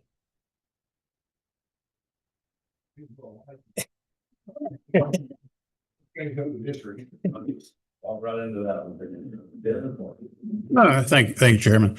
Thank you for your presentation. I thought you made some really good points. I have no problem not challenging anything you said anyway, but I'd ask you to put in perspective for me. I probably kind of missed what you were saying, but you'd mentioned one time about the local telephone companies. I understood what you said. Some of them not upgrading their services or their facilities. I'm just trying to think how that fits in perspective, this whole thing, but what local phone companies do. So the parts needed to upgrade currently what agencies have, they don't have anymore. The parts needed to make repairs to some Okay, I got you. agencies, they just don't have. So there's things hanging on by a wing and a prayer and a spool of thread and super glue. And that's not a way we need to be living. I think we've heard that Chairman Parsons is that the phone companies, local telcos have moved forward with time, and the 911, some 911 consoles and systems are set in a, you know, time 30 years ago. I mean, you know, and so they can't get the parts to They connect. can't get the stuff they need. So yeah, thank you. I have no further. You know, I'll again thank you, and again didn't want to make a lot of the point that you work in Forsyth and live in Dawson, but it kind of goes back to that analogy of people not caring what color the fire truck was; they just want the fire truck. You don't. It doesn't matter what side of the county line you're on when you call. You'd like to have an answer. We're going to work on that. We're going to need a lot of help from folks like you in the counties. You know, our county mayors and council members and commission chairs. So we're going to work on that. Yes, sir. Thank you. Thank you. That concludes our posted agenda. Do we have? It's a sign up early. Okay. These are the folks that we had signed up, and we're going to ask if you're here. Is Kate Voigt? Kate, yes, ma'am. If you would come up here. And Ryan Solis. Is Ryan here? Okay, you don't have to get, I'm just trying to give you a batting order if that's okay. Rachel Strom, Jeff Ledbetter, and Deb Rosman, Bloom. I'm sorry. That's the way we're going. Ms. Voigt. Good afternoon. My name is Katie Vogt, and I am the 911 director at Fayette County. It's okay. Nobody ever gets them right. It's all good. I do appreciate I appreciate the opportunity to speak to you today on a topic of critical importance. I am going to kind of revisit a couple of the points that have been said before, so please bear with me. In the past, you could tell a lot about where a 911 call was coming from just by looking at the phone number. I've been in the business for 33 years, and if I saw a call from a 770-460 or 770-461 number, I knew they were in Fayetteville. I could, okay, well, they have a landline. We had these huge blue books, the blue book method. You go, you flip, you look up the number, you find their address if they can't tell you. We can't do that anymore. Those days are long gone. Back in 2015, over 80% of our calls in Fayette County from 911 were already coming in from wireless devices.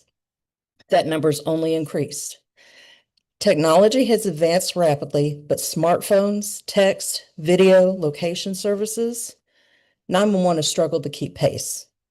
Our infrastructure still relies heavily on camera trunks, which I know have been discussed. It's a system that was designed in the 1960s for landline calls. Those analog systems were never meant to support the digital demands of today's world. In fact, CAMA and next generation 911 are fundamentally incompatible. We can't expect modern results from a legacy infrastructure. In 1912, going further back, ship-to-ship and ship-to-shore radio communication was already widely used. The technology was there, but it wasn't required to be manned for 24/7. So when the Titanic struck an iceberg, radio silence from nearby ships contributed to the loss of over 1,500 lives. It took a global tragedy to realize the importance of always-on, fully operational emergency communication. Fast forward to 2001. During the September 11th attacks, modern radio systems existed across fire, police, and EMS departments. They couldn't talk to each other. Agencies were operating on different frequencies, different protocols, and there was no interoperability. First responders inside the towers never received evacuation orders because their radios couldn't communicate with those outside. Again, the systems were in place, they just weren't designed to work together. These are extreme examples, but they underscore a truth that we can't ignore when it comes to the safety of the public. Having technology is not enough. If the systems don't function seamlessly in a crisis, the consequences are catastrophic. And that's exactly what we're seeing with our current 911 infrastructure. We have smartphones with GPS, video calling, real-time messaging, but we're still routing calls using a 1960s analog protocols. We have the tools. Now what we're missing is the integration. That's why Next Gen 911 is so important and why GIS is at the heart of it. Unlike the old system, Next Gen 911 uses precise, real-time geographic data to route emergency calls and pinpoint caller locations. GIS provides the backbone, accurate address points, road center lines, jurisdictional boundaries, and service layers that make Next Gen 911 possible. We all realize that Next Gen 911 is a significant investment. It requires funding, coordination, and a commitment to overhaul the way we manage emergency response. However, the cost of not modernizing is far greater, and it's measured not just in dollars, but in lives, property, and the overall welfare of the communities we serve. If a call is misrouted, delayed, or inaccurately located, the consequences can be devastating. We owe it to the public to ensure that our systems are as advanced and reliable as the technology already in their hands. We cannot build modern emergency response system on a 50-plus-year-old foundation. We must invest in the tools that makes Next Gen 911 work, and GIS is one of the most critical. The future of public safety depends on it. The citizens of Georgia deserve it. Thank you for your time.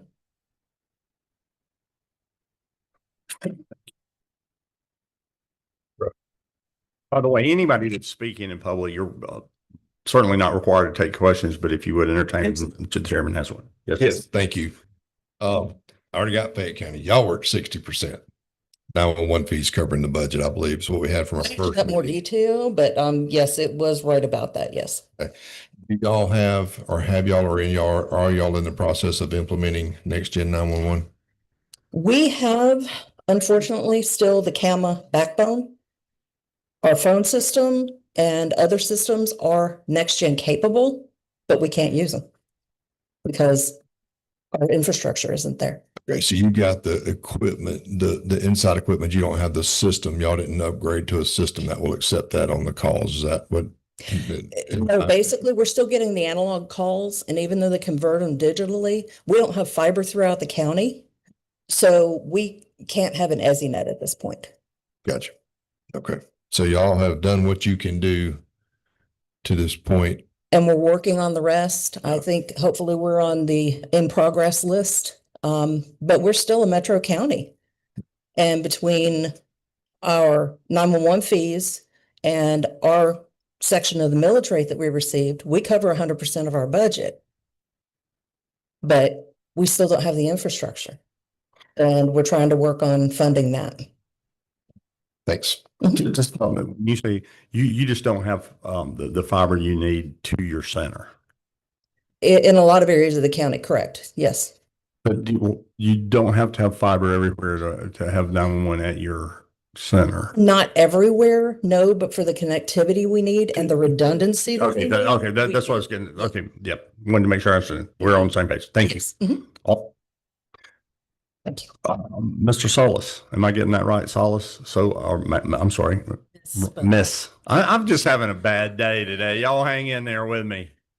That's all right. It wouldn't have been the first time.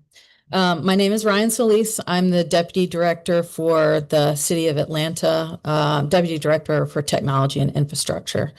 I appreciate you guys letting me speak today. I want to start by saying it's not lost on me that the realities of most 911 centers in the state are not going to be reflected in what I have to say about our numbers, but I do think it still could be relevant to the conversation. Last year, our annual budget was $24.5 million. In the calendar year of 2024, we received $14 million from 911 fees. So that left a $10.5 million deficit that the city fills by what they call a public safety access assessment. We charge $37 per household, $34 per household per year, and $397 per commercial site yearly that appears on their property taxes. So instead of a millage rate, it's just a flat fee that we receive. And that does cover that $10.5 million deficit to bring us to our $24.5 million budget for the year. You've been asking about statistics. I believe the 14 million covers about 57% of our overall budget. EZNet, we transitioned to in 2022. I was responsible for the team that managed that implementation. The fixed one-time cost for moving to EZNet and updating our call handling equipment was approximately $850,000. Monthly, we pay about $91,000 for maintenance on the EZNet as well as maintenance on the call handling equipment. So you're looking at almost $1.1 million a year just dedicated towards the call handling equipment and the call routing. So we do pay a hefty amount, but I think it is also in relation to the fact that we answer over 3,000 calls a day, and that puts us at 1.27 million calls a year. Again, it is not lost on me that we have much, much smaller 911 centers in the state. So a lot of what I want to put forward today, I hope will benefit them. Because when I was looking through the numbers, some of our smaller centers probably collect less than $20,000 a year in fees. And we're sitting here talking to you at $14 million in fees received. One of the things that I think that we need to look at is a closer look at fee distribution for equity across the state. We need to set a generous but logical minimum that each 911 center can receive. And that is to say, I think that we need to factor in how much it costs labor-wise for 24 hours a day, 365 days a year, because that amount is going to supersede what a lot of these smaller agencies are receiving yearly. And we also need to look at what we think the calculated cost of the EZNet is. So I'm making up numbers here, but if each 911 center needs to receive at minimum $200,000 a year to keep that afloat and pay for labor and technology towards that, then we as a state interested in the best interests of the 911 community need to support that each 911 center needs to get a fixed rate at minimum or a fixed fee at minimum. We need to look at potentially charging for all 911 capable devices rather than just our phones. If that causes us based on numbers to be able to decrease the $1.50, I think that's great, but we need to look at being able to collect fees on anything that is capable of reaching us. We on a regular basis in Atlanta get accidental dials from phones, accidental dials from iPads. We get genuine emergencies from laptops. So there's all sorts of ways that people are reaching us now that they previously were not reaching us, and we are not taxing those. Also on prepaid devices, I think we can look at a one-time. Can I ask you about that? Is that coming voice over IP? Is that how that's coming from a Teams call if somebody was in a? Yes, Okay, those thank you. virtual desktop phones that we're starting to see, particularly in corporate world. Yep. On the prepaid side, I think we should have a one-time transaction fee, but then consider a percentage above that for how much is being paid in that single transaction. Some people will pay for 2 years worth of 24 months worth of cell phone in a single transaction. And right now we're just grabbing it on that single transaction. So maybe $1.50 for the transaction plus 0.5% or whatever the committee finds sustainable. I think that we need to consider some formulaic variances to how we distribute, not only based on population, but also based on calls for service. And once we deploy an EZNet statewide, I think the state will have really good data on inbound 911 call data, call counts. I say that from the perspective of Atlanta, we have just under 500,000 population, but we receive almost 1 million 911 calls a year. So our ratio is 2 calls per one person, whereas other metro counties, it's more like 1 to 1. And probably in rural counties, I would speculate it's probably half a call to one person. And so that being able to look at calls for service helps us because it accommodates the fact that we have so much tourism in the city. And I think it would benefit other counties like Richmond and Chatham, who also see more tourism than some of the other cities. I think also there needs to be some consideration and a variance on the formula based on the risk assumed by the jurisdiction. I think about Plant Vogel in Burke County. Burke County probably does not receive a lot. I don't know what their fee is, what their fee collection amount is, but they're assuming a higher risk because of the nuclear plant that's in their jurisdiction. And so being able to have a variance that favors an extra distribution to them, I think would help them prepare for some of those higher risk situations that they may face from other counties. I want to make sure that JICA gets recognized. I think that they need to be duly looked into to make sure that their staff is appropriate for an EZNet across the state. Do they need additional GIS staff? Do they need auditing staff to audit the fees? What do they need? They need that maybe is above the 1% that they're getting now. And then also just generally speaking, I'd like to call attention to the fact that if none of these other recommendations are things that seem attainable, we should look towards whether or not 911 centers can receive a percentage of their local jurisdiction's citation revenue. Oftentimes citation revenue goes into the general fund and often is designated entirely to the police department. But I would venture to say most 911 centers assist them with their warrant processing and the collection of data towards FTAs and other citations and traffic stops that ultimately means that they've contributed to that revenue source. Hotel, motel, excise taxes for those of us in high tourism areas, can we take a small percentage of those taxes that already exist and contribute it into the fee pot or other excise taxes? And I know I've thrown a lot at you guys, but that's all that I have. And since we were with Chatham County, that's all you've got to say about that. And that's all.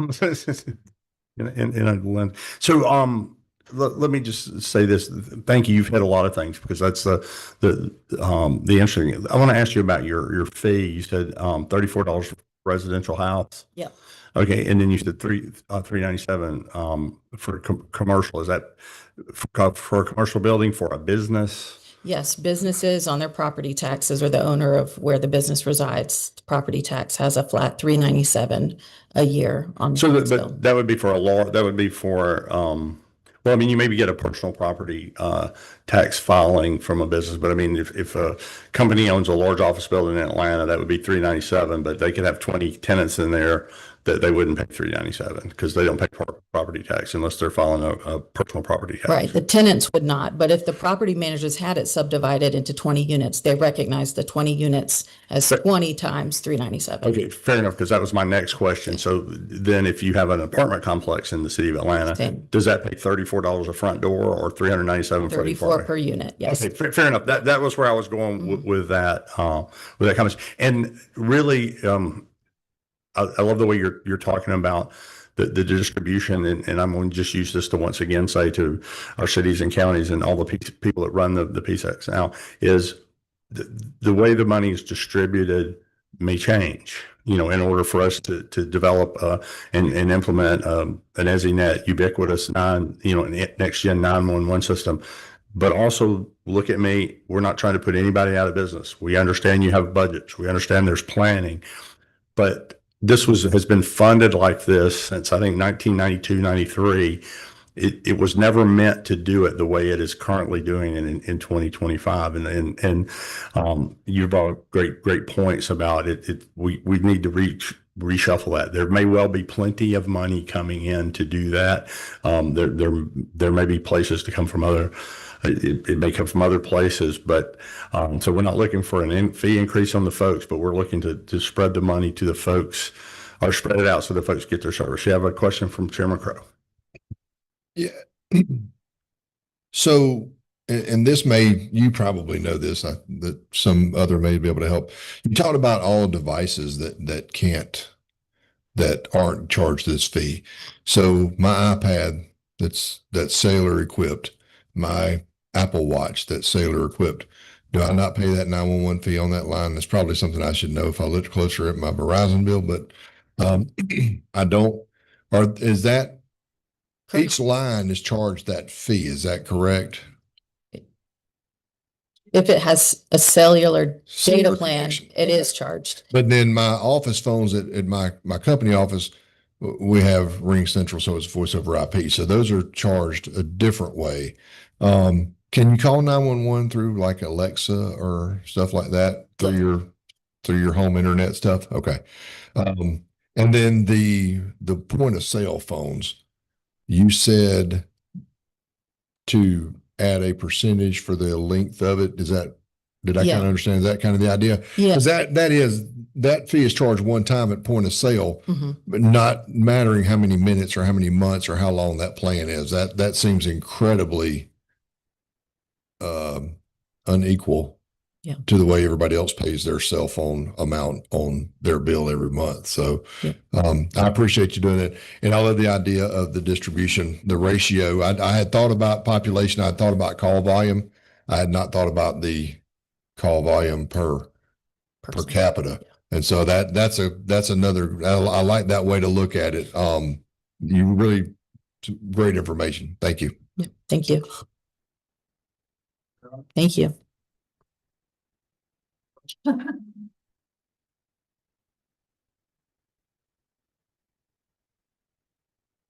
going to hear about GIS. Yes, that's hard to follow. That was great, by the way. Hi, I'm Rachel Strom. I'm a 30-year GIS practitioner, and 25 of those years I've served on the GIS team for the Southern Georgia Regional Commission in Valdosta, way down at the very bottom. I'm going to focus only on GIS data development in some of the most rural communities in the state in my statement. My experience with the Regional Commission and servicing these communities has given me a very clear picture of the differences in GIS road and addressing data across rural Georgia. To sum it up, it's not pretty. It's not uniform. Budgets vary, and our communities make do with what they can afford when it comes to dispatching software, data, and geographic information services. Oftentimes, the base mapping data is given the least importance by local centers. This results in multiple CAD vendors servicing my area, 18 counties down at the very bottom of Georgia. Usually, it's the least expensive of my communities can find. The CAD vendors are the least expensive that my communities can find that will do what they need. Multiple vendors with no data requirements or standards produce multiple data formats and inconsistent PSAP data. None of it matches up county to county. We're talking bare bones. Some of the data formats are not even GIS based. Location data varies in quality, attributes vary or don't exist at all, and even the projections, how the data is displayed to lay on the face of the earth, varies. Quality control of the mapping data doesn't exist in many locations. I know because my team routinely requests this data from the communities and vendors to build our analysis off of. Every time we acquire a new road centerline or addressing data set, it needs work before we're able to use it. From that perspective, a rough initial cost estimate for my team that has experience to bring GIS data alone of one of my very rural communities up to speed is roughly around $40,000 per county. From my experience of assisting counties in GIS data, upkeep as it is right now, not Next Gen 911. I also estimate there's going to be an ongoing cost. And again, this is just for GIS data maintenance of around $5,000 a year in the very rural communities in Georgia. So rural South Georgia communities will need assistance with Next Gen 911 compliance. Only one of my 18 counties has a single GIS practitioner on staff, and he provides GIS services across county departments. He will not be dedicated to working on NG 911 data prep, support, or maintenance. And his biggest challenge won't even be his community. It'll be in reconciling PSAP boundaries with surrounding communities that have fewer resources. This data is important. In my 30 years of GIS experience, I found that there are two main foundational layers needed for every community. That's our parcels and our road center lines. Above and beyond 911 dispatch, accurate road and addressing information is critical for census counts, elections prep, ISO insurance ratings, drive time calculations, search and rescue, something very close to my heart because Valdosta has been hit by hurricanes 2 years in a row, sign inventories, community planning, and grant applications, just to name a few. And that's what I have to say. Any questions? Any questions? Do you have no questions? But I thank you again for your information on the GIS. I think that today has been a good day for us to understand that that's an integral part of what we're trying to do. Thank you. Jeff Ledbetter. Jeff? You're back there in the shadows, sir. Yes, sir. Good afternoon. I am Jeff Ledbetter, and I work in that private partner piece of the ecosystem that was referenced very well and capably by the GIO's presentation, by Jack as well. I want to compliment you guys on really doing a great job of succinctly putting the need out there. I serve in a number of NINA working groups and committees, and I hear GIS folks struggle through not being GIS nerds to the point that folks such as yourself can understand the needs. And those presentations were great and succinct. I am a GIS nerd, both by training and constitution. And so I too have struggled through that. And I believe I've developed the ability to speak English about these things. And that's why I'm happy to have the opportunity to speak with you today in this comment forum. As a part of that private sector partner community, I want to make sure you're aware that we have concentrated the expertise necessary to support these transitions. And by concentrating that, we can be much more cost effective. I shouldn't say more, not in a comparative way, but to be cost effective in helping communities, big and small, persevere through their challenges. You may think that big entities like the city of Atlanta, and I have no specific knowledge of their challenges or setup or data, but you may think because they have resources that they've got great GIS data and have no challenges. They very likely do have great GIS data, but it may not yet meet the standards. Smaller communities also have their own set of challenges.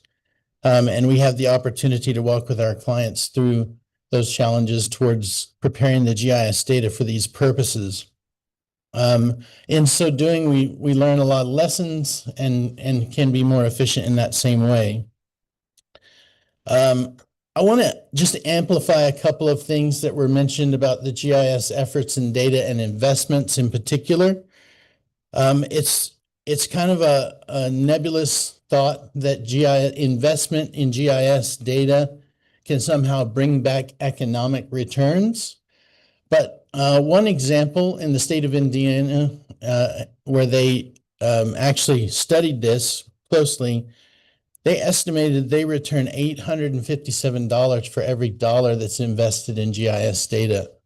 because of the great enterprise value that it has, not only for the state departments, but also for the local and regional entities. I have had the opportunity to occupy government seats previously as both GIS management, as well as address assignment and coordination, to be a part of the full life cycle, as well as in a regional 911 authority GIS management role as well, which kind of moved me into this industry where I work at the intersection of GIS and 911 or public safety in specific. And in our experience, we've seen the criticality and complexity of boundary facilitations and reconciliations show up everywhere we work. So that is a critical point that was made. It's a long lead item. It needs to be begin to be addressed as soon as possible so that those reconciliations will be ready by the time the other infrastructure investments are ready to receive and utilize the data. And then as a co-chair of the National Emergency Numbers Association's GIS Data Transition Working Group, I was fortunate to work together with a group of GIS professionals as well as 911 professionals from across the country to author a document speaking to the challenges of GIS data transition. And it's also the idea of sort of putting in an initial effort of build. I thought your graphics were great. An initial effort of build will cost a certain amount, but the maintenance of that will be continuous and forever.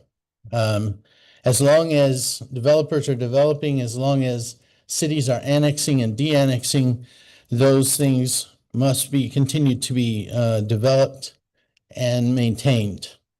And the challenges are there, but not only are there very capable GIS professionals in the government enterprise itself, but also from companies like ours, where we can provide additional resources and expertise to help with the transition. I want to, as I conclude my comments, just give compliment to the legislature here and the thoughtful approach that you're clearly taking to take in information, build a consensus, and come up with a good, solid plan. There are advantages that you will receive by being in this middle adoption phase of NextGen 911, GIS data preparation, maintenance for it as well, where you can learn from the painful lessons of the early adopters as you head into what will undoubtedly be a very successful adoption of NextGen 911 technologies. Thank you for the opportunity to comment. Thank you, Mr. Ledbetter. You don't have any questions. I appreciate it, sir. Thank you. Deb Roseboom. Is it long O, short O? Just correct me when you get to the microphone. I've had a rough day. I usually just say yes. Whatever people say. It's Rosenbaum. It's Dutch. Yes. Yeah. It's never quite. It's different every time someone says it. Although a friend of mine has in her phone two icons, a rose and an exploding boom. Let's just be friends. If I might be as familiar, let's just be friends, Deb. Yes, absolutely. Deb, please, you have the floor. Okay, thank you. So I also work in the private space for a vendor that focuses solely on GIS data. So yes, you have yet another GIS nerd in front of you to cap off the comment period on this. So bear with me. I'm not going to reiterate necessarily what's been said before, but try to give my own little spin on it. So I've been in this space for over 21 years in my career, focused solely not just on GIS data, but purely on public safety GIS data. So the roads, the address points, the boundaries, the things that make 911 systems run and run accurately. So that goes back to at the early part of my career, just about 20 years ago, where I lived in McIntosh County, Georgia for 6 months. And I spent that time gathering GPS points for every quote unquote habitable structure, which is a loose definition by anyone's terms, knocking on doors and trying to tie the phone record with its rural route and box address to a GPS location so that we could implement an organized E911 addressing system for the first time. So when I say that I've done this work from the very beginning, from the bare bones up until now, fast forward 20 years later. And I've worked with hundreds of agencies across the country, from counties, regions, states, doing next gen deployments statewide, run projects, I've run teams, I've done everything in between. And I can say that I very much appreciate the work that has been done on the research and the numbers that have been gathered by you guys, because I've seen what happens when it is not a priority and not a focus. And it can be very rough. There's one example I wanted to touch on was an agency I worked with. I currently live in Oregon, and I worked with this agency who had worked on had a legacy computer-aided dispatch system, a CAD system in their center for 30 years, working purely on tabular basis, so not even really a mapping component. And they modernized and switched to a GIS database CAD system. And they relied on their local government GIS department, who is tasked with supporting multiple different business lines, primarily tax assessment, public utilities, transportation in the sense of road surface and what it's going to cost to maintain roads, not necessarily the addresses and the addresses assigned to those roads, and are they accurately placed. And so they relied on this data, and to give credit to a local GIS department, they did the best they could to support it. But at go live for that CAD system, it became very evident that the data had not been built to a public safety standard. There were multiple duplicative addresses, locations on center lines and address points where they were now receiving live 911 calls, and they were in the unfortunate circumstance where they were not sure where to direct the responders. They had multiple options for where that location was validating because the data was not fully built out to the purposes that it needed to be. So what that really leads to is delays in response. And delays in response mean the potential for loss of life, destruction of property. The list goes on. These are not positive outcomes on 911 calls. So I just wanted to emphasize, to go back to the car analogy from this morning that Alicia provided. You guys, the importance of what it is you're looking to build. You're looking to find the funding and where it's going to go. When you build that car, meaning the EZNet, and all of the components to build the infrastructure and the network and everything needed for NG 911, you need to focus on the fuel as well. The fuel is the GIS data. You don't want to build a high octane sports car and then try to put diesel in it. You don't want to leave the fuel out altogether and expect it to go. So I really do appreciate, again, I've seen in other states and in other places where they have not spent the time and effort on the research and building out that platform for the GIS data aspect of these systems. And so I applaud that work, that effort. And I say, in all of your planning and all of your funding, be aware of the importance of that data and how it's so critical to make these systems run once you've built them. Any questions? Any questions? And we've learned all about Yeah. GIS. I won't say we've learned all about GIS. I can quiz you if you'd like. We've learned some about GIS. We have not learned all about it. It's been around for more than 30 years, because I remember when it was first talked about, but I mean, the layers of GIS were, My entire career. Everybody went, wow, because they had actually elevations in. Remember the little topographical amount statement? Because if you go around Lake Lanier, the core line was supposed to be just a few feet above where the water was going to come. Right. And there are some places it's right at the water level now, and some places it's 200 feet up the hill. Yeah. That's how close they were in the 50s. So, Well, if I remember correctly from the stats this morning, there's about 40% of the counties in Georgia that don't have any GIS data whatsoever. So the bare bones, like the work that I did almost 20 years ago in McIntosh County, they don't even have that. And so that's scary to me. Sure. And again, not to point, because our counties can do as they wish, home rule here in Correct. Georgia, but Correct. I'm looking over at somebody with the counties. How many counties in Georgia don't have zoning, really? Right. Right. They don't have Yeah. more than 40 counties don't have a zoning at all. So I mean, if you don't have a zoning, you have Right. less of a need for a map because of a comprehensive land use plan and future land use map and so forth. So but thank you very much. Thank you. We could take several steps forward in the GIS world as we look to implement next generation 911. Christopher Shellnut, Georgia Trauma Commission. Hey, good afternoon. Thanks for giving me a couple of minutes to speak today. I do work for the Georgia Trauma Commission now in regional system development. So the goal is to decrease mortality on our roadways, right? Decrease the incidence of trauma. I've also worked as a paramedic for over 20 years, starting in Athens, Georgia, and now still serve part-time for the rural community in which I live.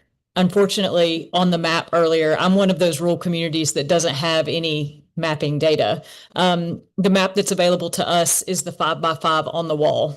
So when the tones drop, that's how we figure out where we're headed for the call. And unfortunately, I have spent many evenings driving around trying to find addresses and the frustration that goes along with knowing that somebody needs your help, but also that we don't have the capacity to reach them right now because we don't have available data. What I'd like to talk about is other ways that we're going to be able to integrate this really important mapping component into other factors that the Trauma Commission uses. So one thing that's come to mind on when we have reliable and available data across the state is what better ways we can analyze mechanism of injury data, injuries on certain roadways, and now how we can target injury prevention initiatives across the state. We can target performance improvement and education to where it's really needed. There's oftentimes that we kind of toss a broad net over a community because we know that there's a problem, but it's really difficult to pinpoint oftentimes those specific areas in which some of our interventions could really be the most impactful. So we just wanted to support this initiative and what it means not only for our first responder communities, but also ways where we can target other state dollars into really effective use of programs. So thank you for the time, and I'm happy to take any questions if you have them. Thank you. Thank you for coming. Do you have any questions? Any questions from the committee? You do have one. Yes, sir. I do. I'm also in one of those counties that I'm trying to look at my map here. and I'm in this little tan colored block here between the two green ones. That means we have 0, right? I need to get you a better map. I don't know that there's a difference between gray and tan on this map. So that's essentially what I was trying to get at, the color here. But it looks like none of these on here are to the color coded level of next gen 911 deployment threshold meeting, right? So none of our counties are really at that threshold. Yeah. And to your point, that's, somebody mentioned earlier, I think the young lady from Chatham County, I appreciated her talking about the blue book and cards and things. That's the way we did it when I dispatched years ago. And it's not much better than that now, except now they've got that information that they're reading to you that they used to get out of a turn-by-turn direction book. It's in a computer now, but it's still the same thing. They're still trying to read you. And I started on hand-drawn maps from our fire department. That's what we had available at the time. And in our map books in my rural county, we do still have some hand-drawn maps that we slide in for specific areas that's difficult to navigate to. The level of frustration and the delay in care really is significant. And I think that this is an opportunity to bridge that gap. Yeah, no, you're exactly right. Thank you for bringing that up. Thank you. Any further questions? If not, that concludes any. Y'all have been here with us all day, and I appreciate everybody else. I'll, at the risk of keeping us here longer, I'll ask: is there anyone that is sitting on attack needs to share anything with us? This is the last meeting of the last scheduled meeting of this House Study Committee on the funding for the Next Generation 911. Is there anybody that wants to give us anything? If not, I'm going to wind us up by saying this again. I want to thank everybody that was first with us up in Roswell. Mayor Wilson was kind enough to invite us and actually put this in my ear a couple of years ago. I want to thank the mayor for doing that and being a host. I want to thank the folks down in Warner Robins for having us at the Technical College System of Georgia. I want to thank the folks down in Savannah and the people that put that together.